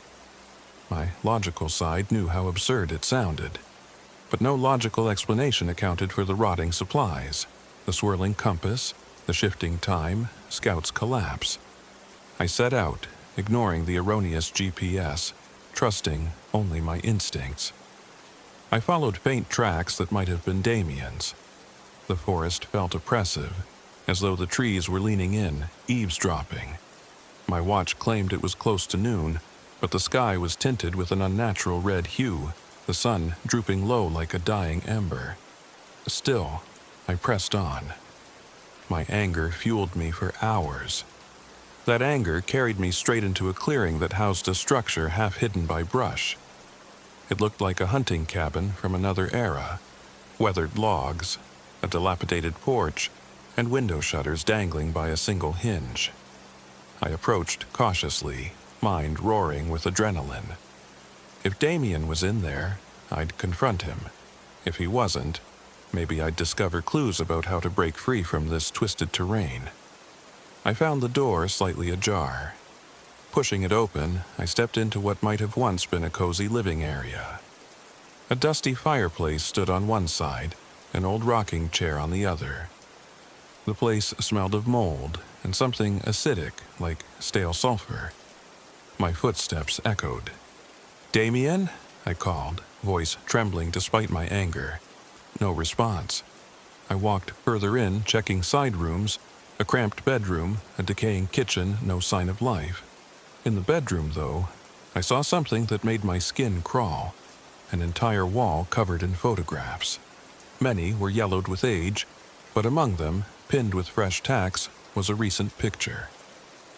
It was me, standing in my campsite next to my tent, wearing the same clothes I had on 2 days before. My mouth went dry. He'd been watching me, maybe even from the moment I arrived. A floorboard creaked behind me. I spun, heart in my throat. There was Damien, leaning against the doorframe of the bedroom. He sighed as though mildly inconvenienced by my intrusion. "You're tenacious," he said. "I almost admire it." Who the hell are you?" I rasped, my throat raw with exhaustion and grief. His face seemed to flicker in the dim light. For a split second I saw a twisted visage, eyes like pits of fire, a cruel slash of a mouth. Then it was gone, replaced by the deceptively calm face he wore before. "You know who I am," he said softly. "I've had many names and many eras. Here I'm called Damien, and you, Luke Whitaker, are too curious for your own good." My grief erupted in a wave of fury. I lunged at him, but he sidestepped with almost inhuman grace. I crashed into a table, sending a lantern shattering to the floor. The darkness around us deepened, flickering with the dying light of the lantern's flame. I smelled kerosene. He approached me slowly, eyes glinting. "Rage doesn't suit you. It clouds your vision." I struggled to stand, every muscle trembling. He placed a hand on my chest, and I felt a horrifying heat emanate from his palm. My vision blurred.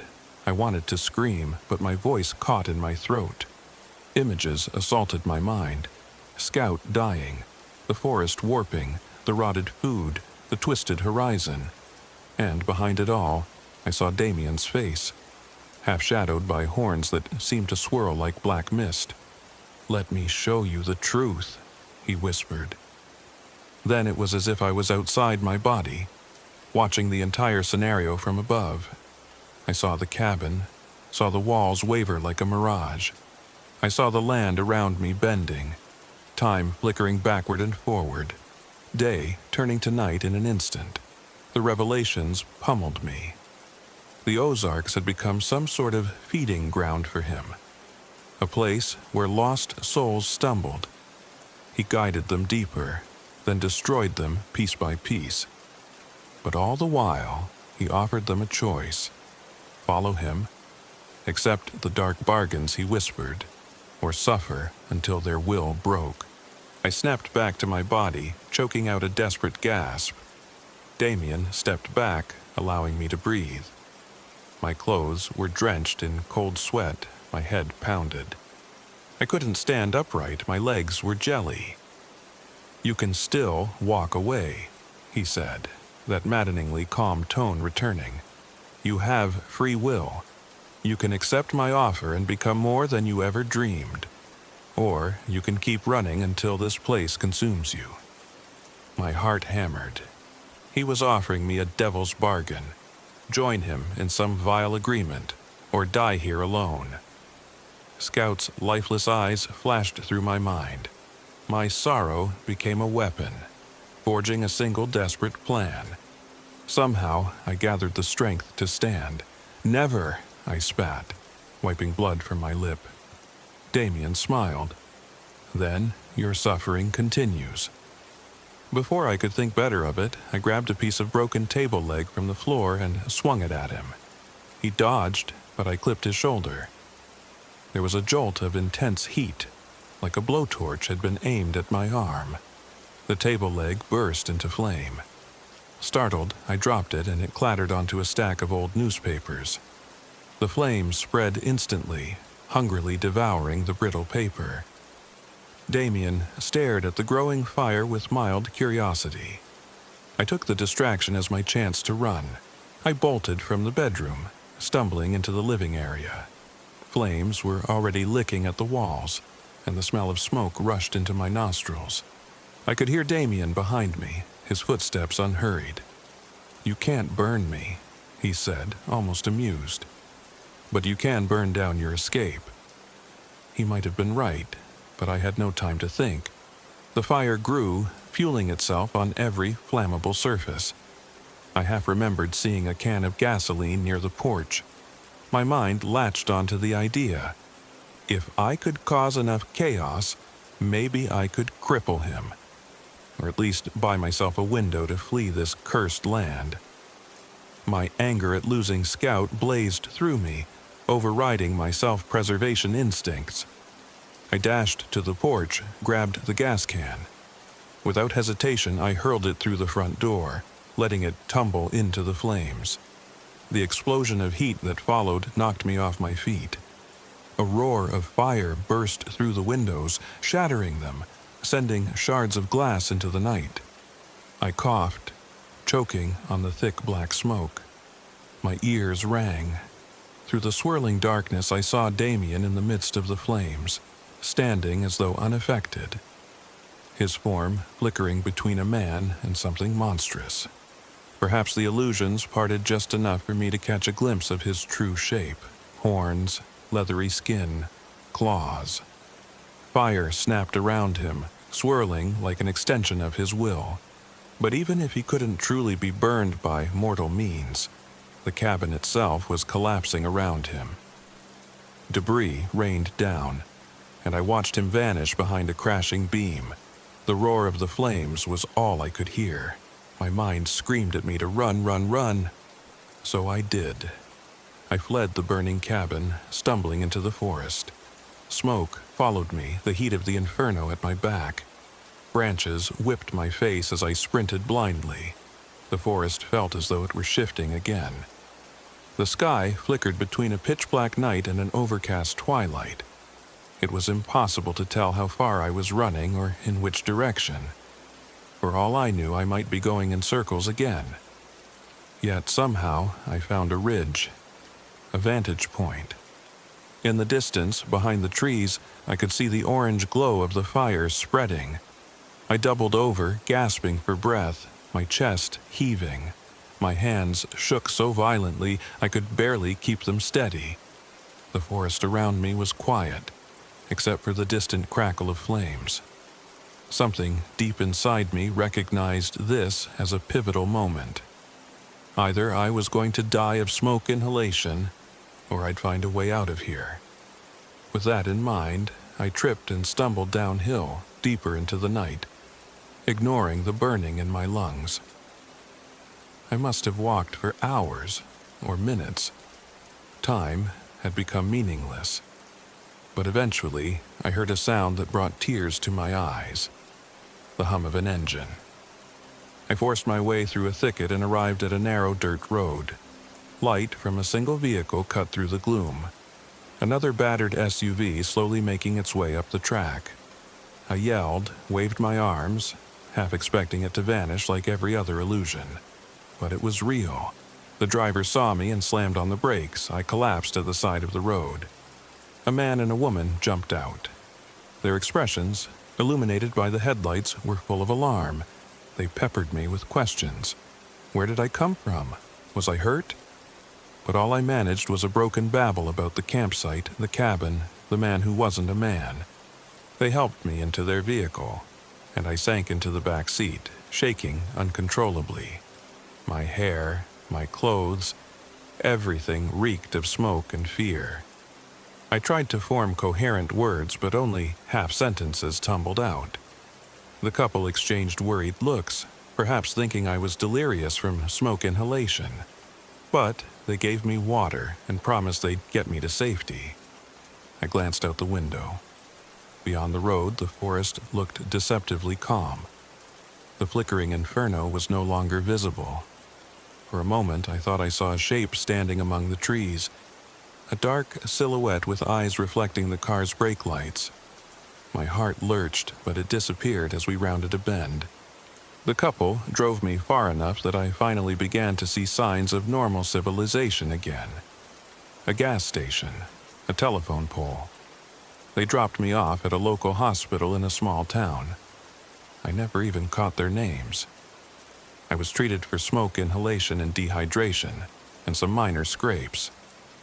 The doctors asked for an explanation. I offered them bits of truth, wrapped in vague disclaimers about being lost in the Ozarks. But I doubt they believed me. Who would? A few days later, I found myself in a cheap motel room on the outskirts of town.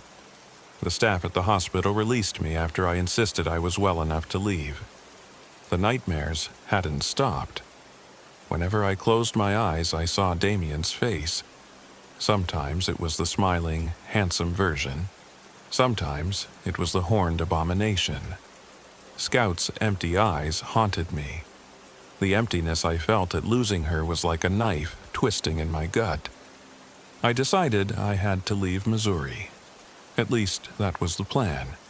But part of me couldn't shake the feeling that I was still under Damien's shadow. I purchased a second-hand flip phone at a local store to replace my ruined one. As I sat in my parked SUV, the phone rang. I hadn't given the number to anyone yet, so it startled me. I answered, heart pounding. Static hissed on the other end. Then a distorted voice spoke, barely above a whisper. "I'm not finished with you." I could have thrown the phone out the window. I could have broken it under my boot. Instead, I froze. My mouth moved, but no sound emerged. The line went dead. I stared at the phone, chills crawling up my spine. I didn't sleep that night. Early the next morning, I packed up everything I could and peeled out of that motel parking lot, heading north. My body ached, my mind reeled with trauma. The scenery blurred. Trees, farmland, highways. None of it felt real. Hours passed. The sun sank low on the horizon. Exhaustion weighed on my eyelids. But I couldn't shake the sense that I was being followed. Every few miles, I thought I saw something in the rearview mirror.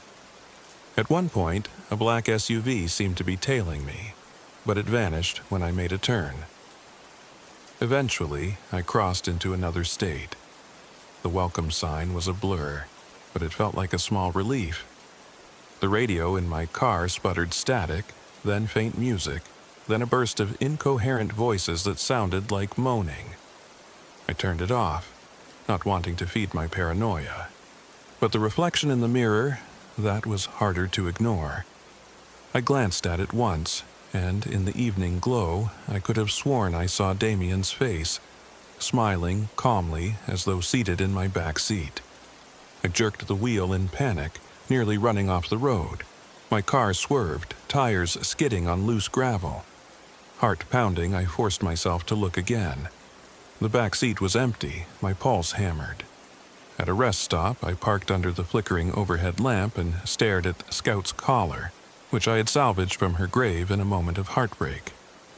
I had it resting on the passenger seat, charred black from the fire somehow, though I'd never taken it near the flames. I couldn't remember picking it up, but there it was. A tear slid down my cheek and I brushed it away angrily. My dog was gone. My mind was frayed. Maybe I was just broken inside, yet I couldn't dismiss the dread coiling in my stomach. The cabin might have burned, but the thing that called itself Damien was out there. Maybe it truly was the devil. Maybe it was an entity older than time. It wanted me to keep running, to keep feeling that fear, or perhaps to lure me back. I drove on through the night. Sleep beckoned, but every time I closed my eyes for more than a second, I saw flashes of that monstrous grin. So I pressed forward, ignoring the hunger gnawing at my belly, the dryness in my throat. By morning, I pulled into a small diner somewhere near the state line. I decided to catch a few minutes of rest, maybe get something to eat. But as I parked, I noticed something in the reflection of the diner's large window. The back seat of my SUV, with Scout's collar propped on top of a seat cushion, and next to the collar was a faint outline, a shape that shouldn't have been there. I whipped around, scanning the interior. Nothing. The seats were empty. I turned back to the window's reflection. It was just me now. My skin was cold with sweat, my heart hammering. I realized then that I could never truly outrun him. The memory, or the presence, whatever he was, still had its hooks in me. I forced myself into the diner. The waitress asked if I was okay, remarking that I looked like a ghost who'd seen a ghost. I gave a hollow chuckle. Yeah, I guess you could say that. She took my order, and I stared at the table's peeling formica. In the chrome napkin holder, I caught another reflection of my face. I looked gaunt, eyes ringed with exhaustion. "I'm not finished with you," the voice echoed in my mind. A cup of coffee arrived, steaming. I tried to steady my trembling hands. My breath came in shallow gulps. Maybe I'd lost it. Maybe the stress of nearly dying in the forest, of burying Scout, of setting a cabin ablaze, maybe it had cracked me. But a part of me couldn't dismiss the possibility that I was truly bound to him now, marked in some invisible way. Whether or not I believed in the supernatural before, I had no doubt after that ordeal. Something monstrous existed in the Ozarks, and it had singled me out. Perhaps it found me unbreakable enough to be interesting, or maybe I was just a loose end. Either way, I suspected the nightmares would never cease. I'd fled physically, but mentally, I was still stranded in those distorted woods. Sometime later, I made my way back to the SUV. The morning sun felt unnaturally bright, and I paused, letting its warmth wash over me. If I had learned anything, it was that illusions came easily in those cursed hills, and trusting my own senses was no longer a given. But I was out of the forest now. The land around me was farmland and small-town roads. Surely, I thought, I'd be safe. Turning the key in the ignition, I looked at Scout's collar. It sat there, charred but intact, a silent reminder of my failure to protect the one living being who relied on me. My eyes burned with fresh tears, but I forced them down. I shifted the SUV into drive. I don't know where I'm heading anymore, just away. At least, that's what I keep telling myself. But the miles pass, and whenever I glance in the rear view, sometimes I see a flicker, a face, red eyes glowing, a knowing smile. Other times the face is Scout's, silent and accusing. I flinch, blink, and the image is gone. People have asked me, in the weeks since, if I found whatever I was looking for out in the Ozarks. My published piece about remote hiking in Missouri turned into a short snippet about safe camping practices, a bland overview. I wrote nothing of the nightmares, the rotting supplies, the illusions, or the devil I met in the woods. But I did find something, a glimpse of evil. Whether it was ancient, cosmic, or just localized madness, I can't say. It robbed me of my sense of reality, my companion, and possibly my sanity, and it might not be finished with me. My name is Luke Whitaker. I'm 31, though I feel decades older now. This happened in October 2022, and if you're reading this, I hope you never experience the horrors I faced. If you ever find yourself lost in the Ozarks, remember, if someone offers to guide you, be very careful what you agree to. Some bargains can never be undone. I carry Scout's collar with me wherever I go. Sometimes I think I hear her bark late at night, just outside whatever cheap motel I'm holed up in. But when I check, there's only the night and a faint echo of memory. And once, just once, I saw a flicker of a silhouette in the corner of my room. A tall figure with eyes burning like embers. I blinked, and it was gone. But I know that the line between here and there, between sense and madness, can shred in an instant.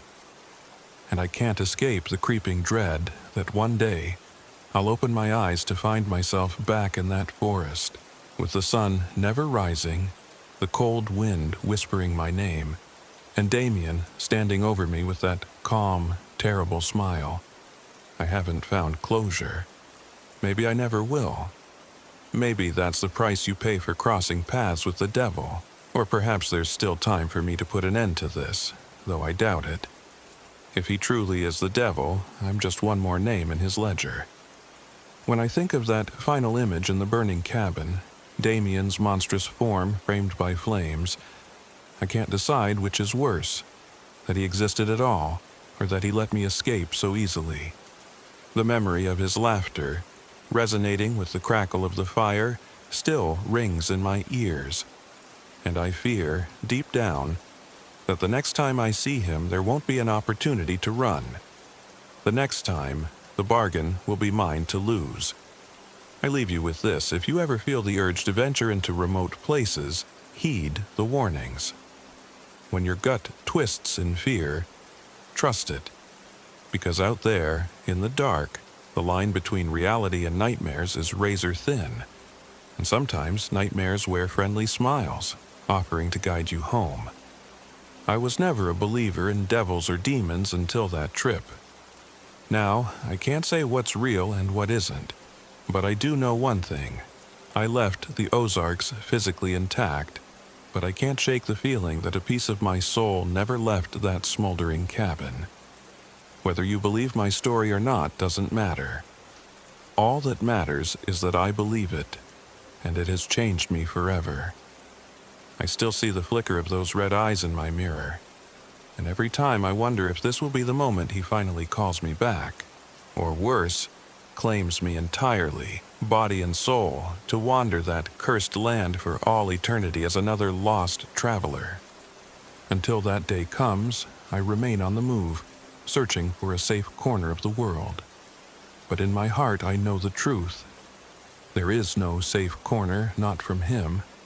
So I drive, and I wait, haunted by nightmares, and the constant echo of Scout's final whine. If the devil wants me, he'll have to come find me himself. I don't doubt he will.